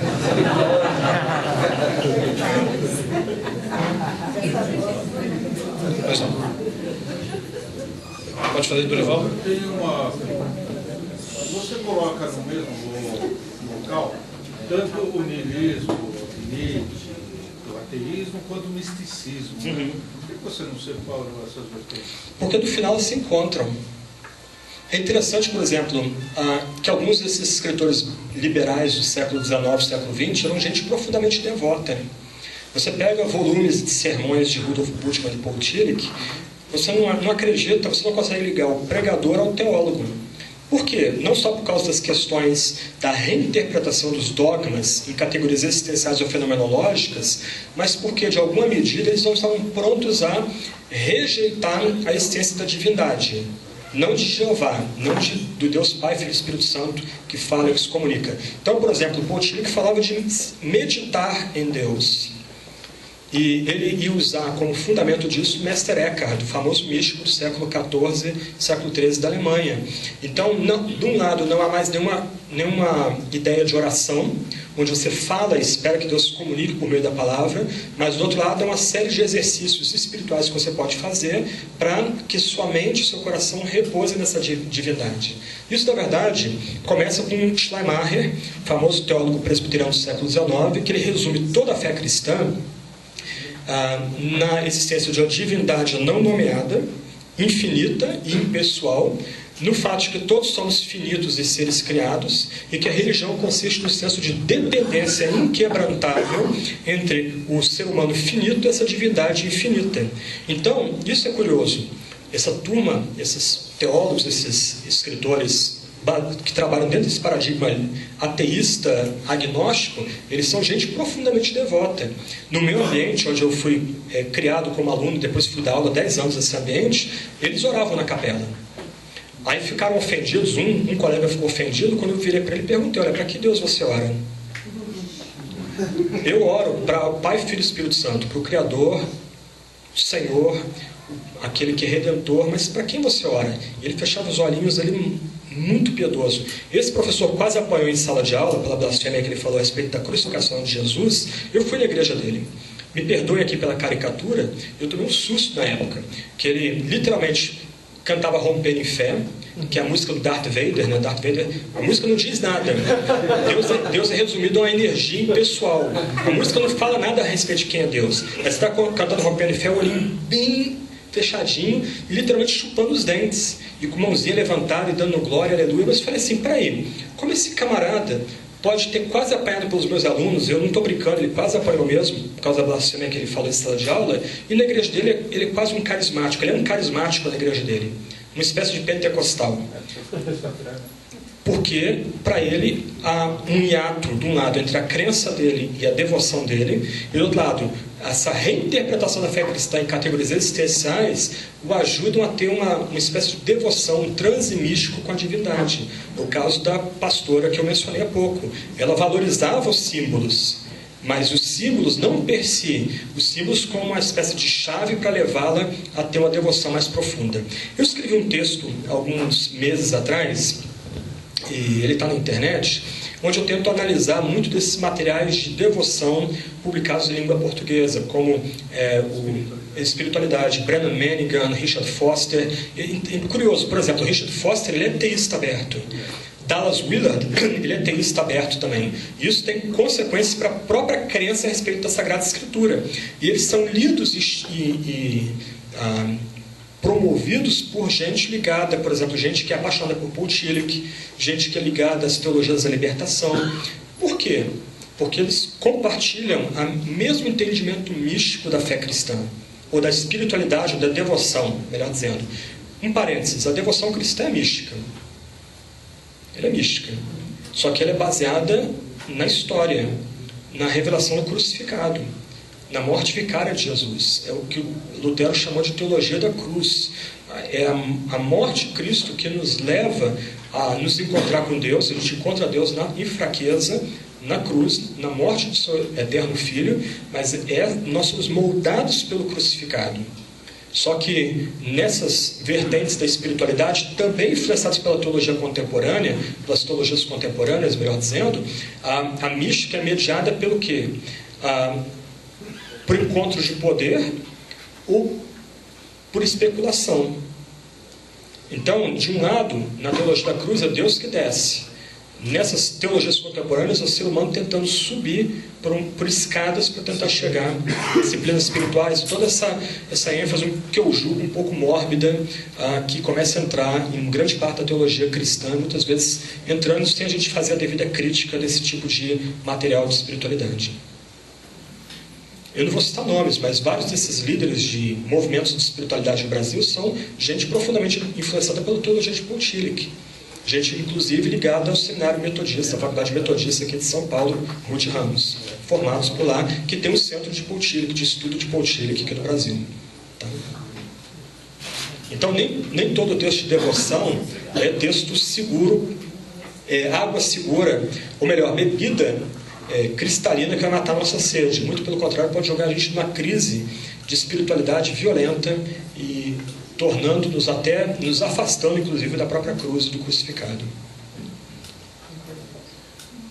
Mais alguém? Ok.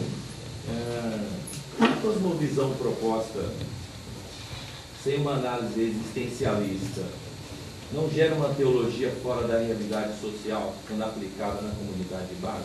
De jeito nenhum.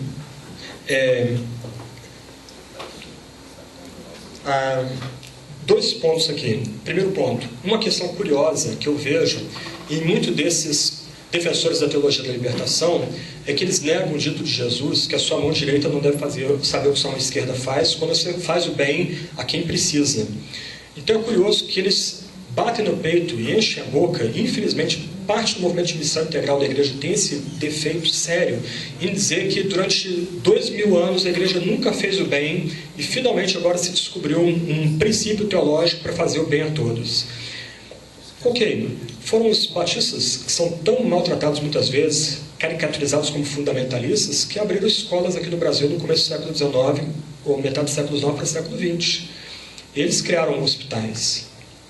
Voltando mais um pouco, foram conservadores como William Wilberforce que lutaram pela libertação dos escravos. O grupo deles é que lutou para a dignidade da mulher e para o voto feminino da mulher na Inglaterra da Revolução Industrial do século XVIII para o século XIX. Voltando mais um pouco, quase todos os pastores da cidade de Genebra de Calvino morreram de peste porque eles abriram mão dos seus pastorados para atender crentes que estavam nos hospitais morrendo por conta de peste. E Calvino queria ir e foi proibido pelos seus colegas porque eles entendiam que ele era muito valioso para a igreja. Voltando mais um pouco, Basílio de Cesareia, que é um dos meus pais prediletos, século IV na Turquia, criado num ambiente muito rico, quando se converteu, abriu mão de toda a sua riqueza, abriu um orfanato, criou um leprosário, um hospital para leprosos, e não só era um grande teólogo, talvez um dos mais competentes da história da igreja, mas ele fazia o bem e nunca pregou isso.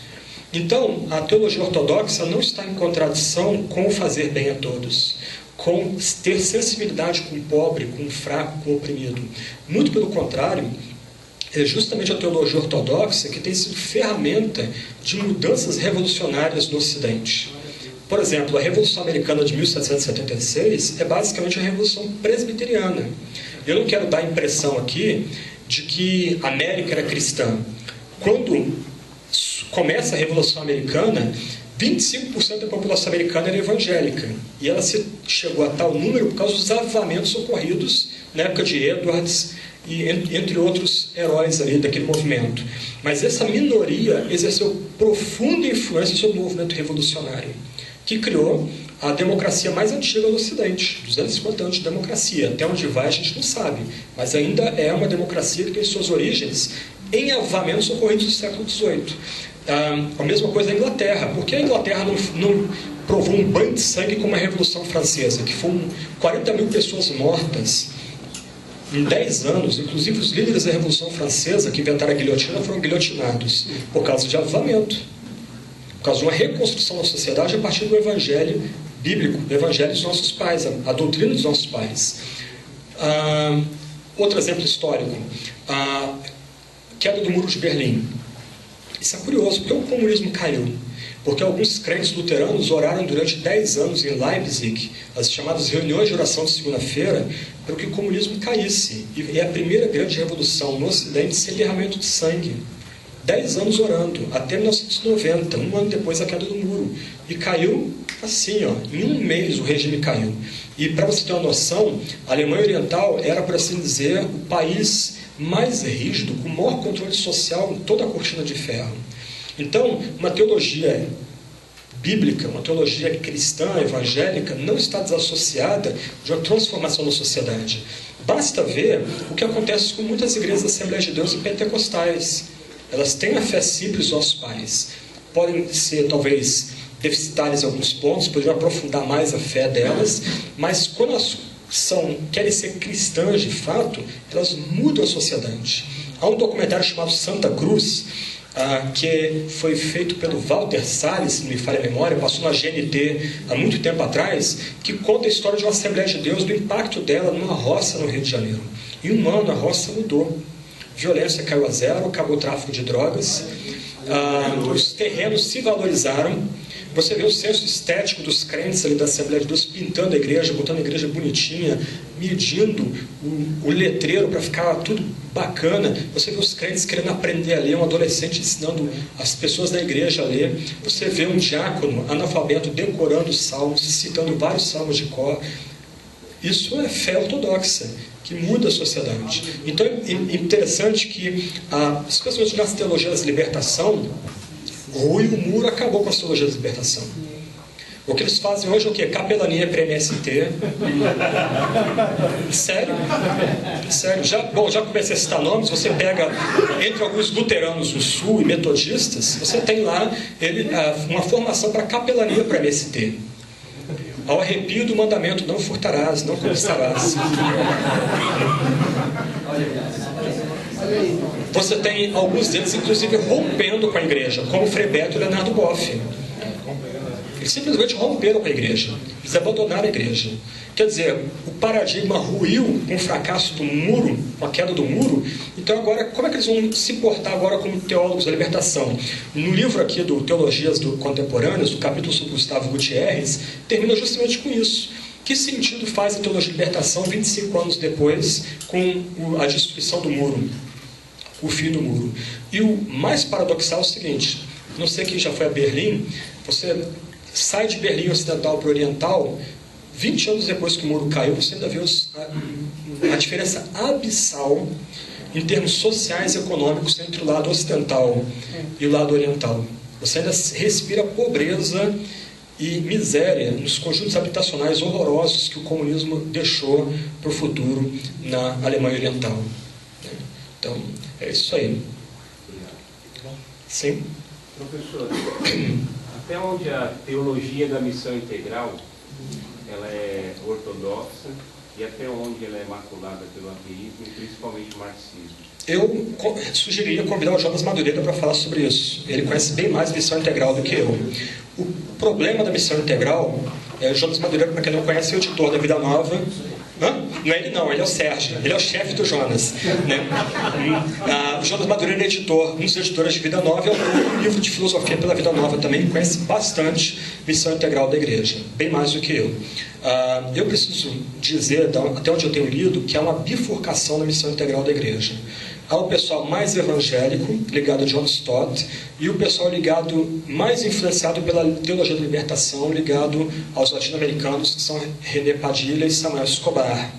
Então, há uma tensão não resolvida dentro desse movimento. Mas é curioso também que, e aqui eu, mais uma vez sendo provocador, ali a influência deles é muito limitada, não encontrou eco na igreja. Houve a tentativa, por exemplo, na fundação da EVB, década de 90, de que a confissão da EVB fosse o Pacto de Lausanne, que é um pacto evangélico, e um documento muito importante para a fé confessional evangélica. Só que isso foi rejeitado também pela liderança da Aliança Evangélica Brasileira, meados da década de 90, que era a mais importante agremiação evangélica do país, está tentando ser ressuscitada agora na chamada Aliança Evangélica Brasileira, né? Que eu vejo também bem restritivo também, eles têm pouca penetração na grande igreja evangélica brasileira. Então, isso é o que eu poderia te dizer agora em linhas gerais. Mais um ponto curioso que eu citei há pouco é que, até onde eu li de missão integral, René Padilha especialmente, que era leitura obrigatória no seminário, para alguns professores, há essa mesma noção de ruptura. Finalmente, nós estamos trazendo a bandeira esquecida pela igreja. A igreja nunca esqueceu a necessidade de fazer o bem a todos, especialmente os domésticos da fé. Sempre houve uma ênfase na igreja em assistir o órfão e a viúva. A igreja nunca se deixou sem testemunho nessa área. Basta você ler, por exemplo, sobre Wilberforce, os amigos dele, que durante quase 20 anos se reuniram toda segunda-feira para receber pregação de Henry Venn, que era o capelão do movimento, para orar, e especialmente para, como grupo, o grupo de Clapham, planejar como é que eles tornariam a sociedade inglesa mais bíblica, mais cristã. E eles começaram a lutar pelo voto feminino, pela libertação dos escravos, para criar a Sociedade Bíblica Unida, de onde veio a Sociedade Bíblica do Brasil, para popularizar a Bíblia para todas as pessoas. A Escola Bíblica Dominical surgiu aí com Hykes. Por quê? Porque Hykes era jornalista, e pregava nas prisões de Gloucester. Ele andava pelas ruas, via um monte de criança abandonada ali. E ele pensou, se eu não pregar para as crianças, eu estou pregando para elas daqui a uma geração. E começou a abrir as igrejas episcopais em Gloucester para ensinar, não é Bíblia, não é só Bíblia, ensinar inglês, história da Inglaterra, ensinar matemática e ensinar a Bíblia para essas crianças. Em 10 anos, 300 mil crianças estavam matriculadas na escola dominical. Qual a ideia aqui desses crentes? E crentes mesmo, crentes que criam na Bíblia como palavra de Deus, inerrante, criam na Trindade, na encarnação do Verbo, morte expiatória, na igreja visível, na volta de Cristo. Eles entendiam que o Evangelho exige que a gente se empenhe na reconstrução da sociedade. Quando é que surgiram as grandes universidades europeias? Na Alta Idade Média, século XIII, foram fundadas 15 grandes universidades. Cambridge, Oxford, Paris, Sorbonne, Milão, Salamanca, todas elas fundadas no século XIII. Aquele século em que os iluministas arrogantes chamaram de Idade das Trevas. A Idade das Trevas é o século VI, século VII. A Idade medieval é uma época de profunda construção do intelecto. A ideia de universidade é a criação cristã da Idade Média. Quando é que outras universidades foram fundadas? Na época da Reforma. Mas 15 grandes universidades fundadas na Reforma. Inclusive na América, Harvard e Yale, fundadas nos 100 anos depois da Reforma. Cambridge foi reformada na época da Reforma. Heidelberg foi fundada na época da Reforma. Então você tem essa ênfase na educação, uma educação integral nesses grandes períodos de pico da fé cristã histórica. E a ideia da universidade é que não basta ler a Bíblia. Você tem que ler a Bíblia e conhecer tudo, o máximo da criação. Então, a faculdade de teologia era a grande faculdade das universidades. Mas para você chegar na faculdade de teologia, você precisava passar antes por uma faculdade de artes, por uma faculdade de direito, para depois fazer teologia. A noção de que quanto mais culto você for, melhor preparado você é para ser teólogo e para ministrar a igreja. Isso é a tradição da cristandade, da grande igreja cristã. Ok? Sim. Já respondeu, irmão? Mais alguém? Ok. Só uma pergunta. Sim. A questão, você tocou sobre a inerrância. Existe uma crítica dizendo que a inerrância ela é recente. Principalmente veio com os fundamentalistas americanos. E eu queria que você me explicasse como é que você vê inerrância e infabilidade. Só infabilidade? Inerrância? Como é que você vê? Eu creio na inerrância das Escrituras. E essa doutrina também é uma doutrina da cristandade. Na outra teologia sistemática, se você já folheou ela, eu imagino que talvez tenha na biblioteca aqui do seminário, você pode depois pegar o capítulo sobre inerrância, o debate histórico. Então, o que nós argumentamos ali, citando fontes primárias, você vai ver lá que a gente está citando Justino de Roma, Irineu de Lyon, Santo Agostinho, Anselmo, Tomás de Aquino, Calvino, Lutero. A crença na inerrância das Escrituras é a crença da cristandade. A igreja sempre creu assim. Por uma questão básica. O teólogo contemporâneo, tentando ser racional, mas sendo racionalista, ele rejeita a inerrância das Escrituras como uma construção tardia da igreja ou como uma inovação da igreja. Mas ele não tem como escapar de um dilema. Um silogismo simples. Deus se revela. Deus fala. Desculpa. Deus não erra. Deus se revela. A Bíblia é a revelação de Deus. Logo, a Bíblia é a revelação de Deus. Desculpa. Só um minutinho só, deu um branco aqui agora. O problema é que... achei. Foi na página aqui, página 50. Deus é inerrante. Foi Deus. Okay. Deus testificou. Ok. Depois você apaga essa parte aí. Então, o silogismo é o seguinte. Deus é inerrante. A Escritura é a palavra de Deus. Logo, a Escritura é inerrante. Qual o problema do teólogo crítico aqui? Ele tem que negar ou que Deus é inerrante ou que Deus se revela na palavra. As duas opções são blasfemas. Então, de um lado, ele vai se refugiar na noção de Deus como aquele ser além do ser, como um ser infinito, mas impessoal, que não tem como se comunicar. ou de outro lado ele vai dizer que a palavra de Deus ela contém erros. E essa tem sido a tensão das teologias contemporâneas durante o século XX. Esse é o problema, de ter chegado atrasado, não tomei café, então já viu. Tipo, até começa a falhar aqui. Né? Então, depois eu volto lá para atacar a bandeja. Mas então essa é a questão. Desde os primórdios, você pode depois checar lá na teologia sistemática, as citações, a igreja toda confessou que a palavra de Deus era sem erro, em tudo que diz. E por isso, infalível. Isto é, ela não só não tem erro, mas ela é confiável, ela pode ser tomada como uma revelação confiável do Deus que criou todas as coisas e que revela a si mesmo. No final, volta à questão que eu levantei há pouco. O que é mais racional? Crer que um ser humano, por mais brilhante que seja, possa erigir uma chave transcendente de interpretação, ou que Deus cria todas as coisas e se revela, e ele se revela sem erro, interpretando a própria criação que ele criou. O que é mais racional? Crer num ser humano como nós, por mais brilhante que seja, Marx, Kant, os próprios teólogos do século XX, ou crer que há um ser todo-poderoso que cria e que se revela? E me parece que a segunda opção é muito mais intelectualmente viável. Aliás, não é só intelectualmente viável, é a única posição que dá sentido não só para a interpretação do texto sagrado, mas para a nossa própria experiência, para o nosso próprio dia a dia.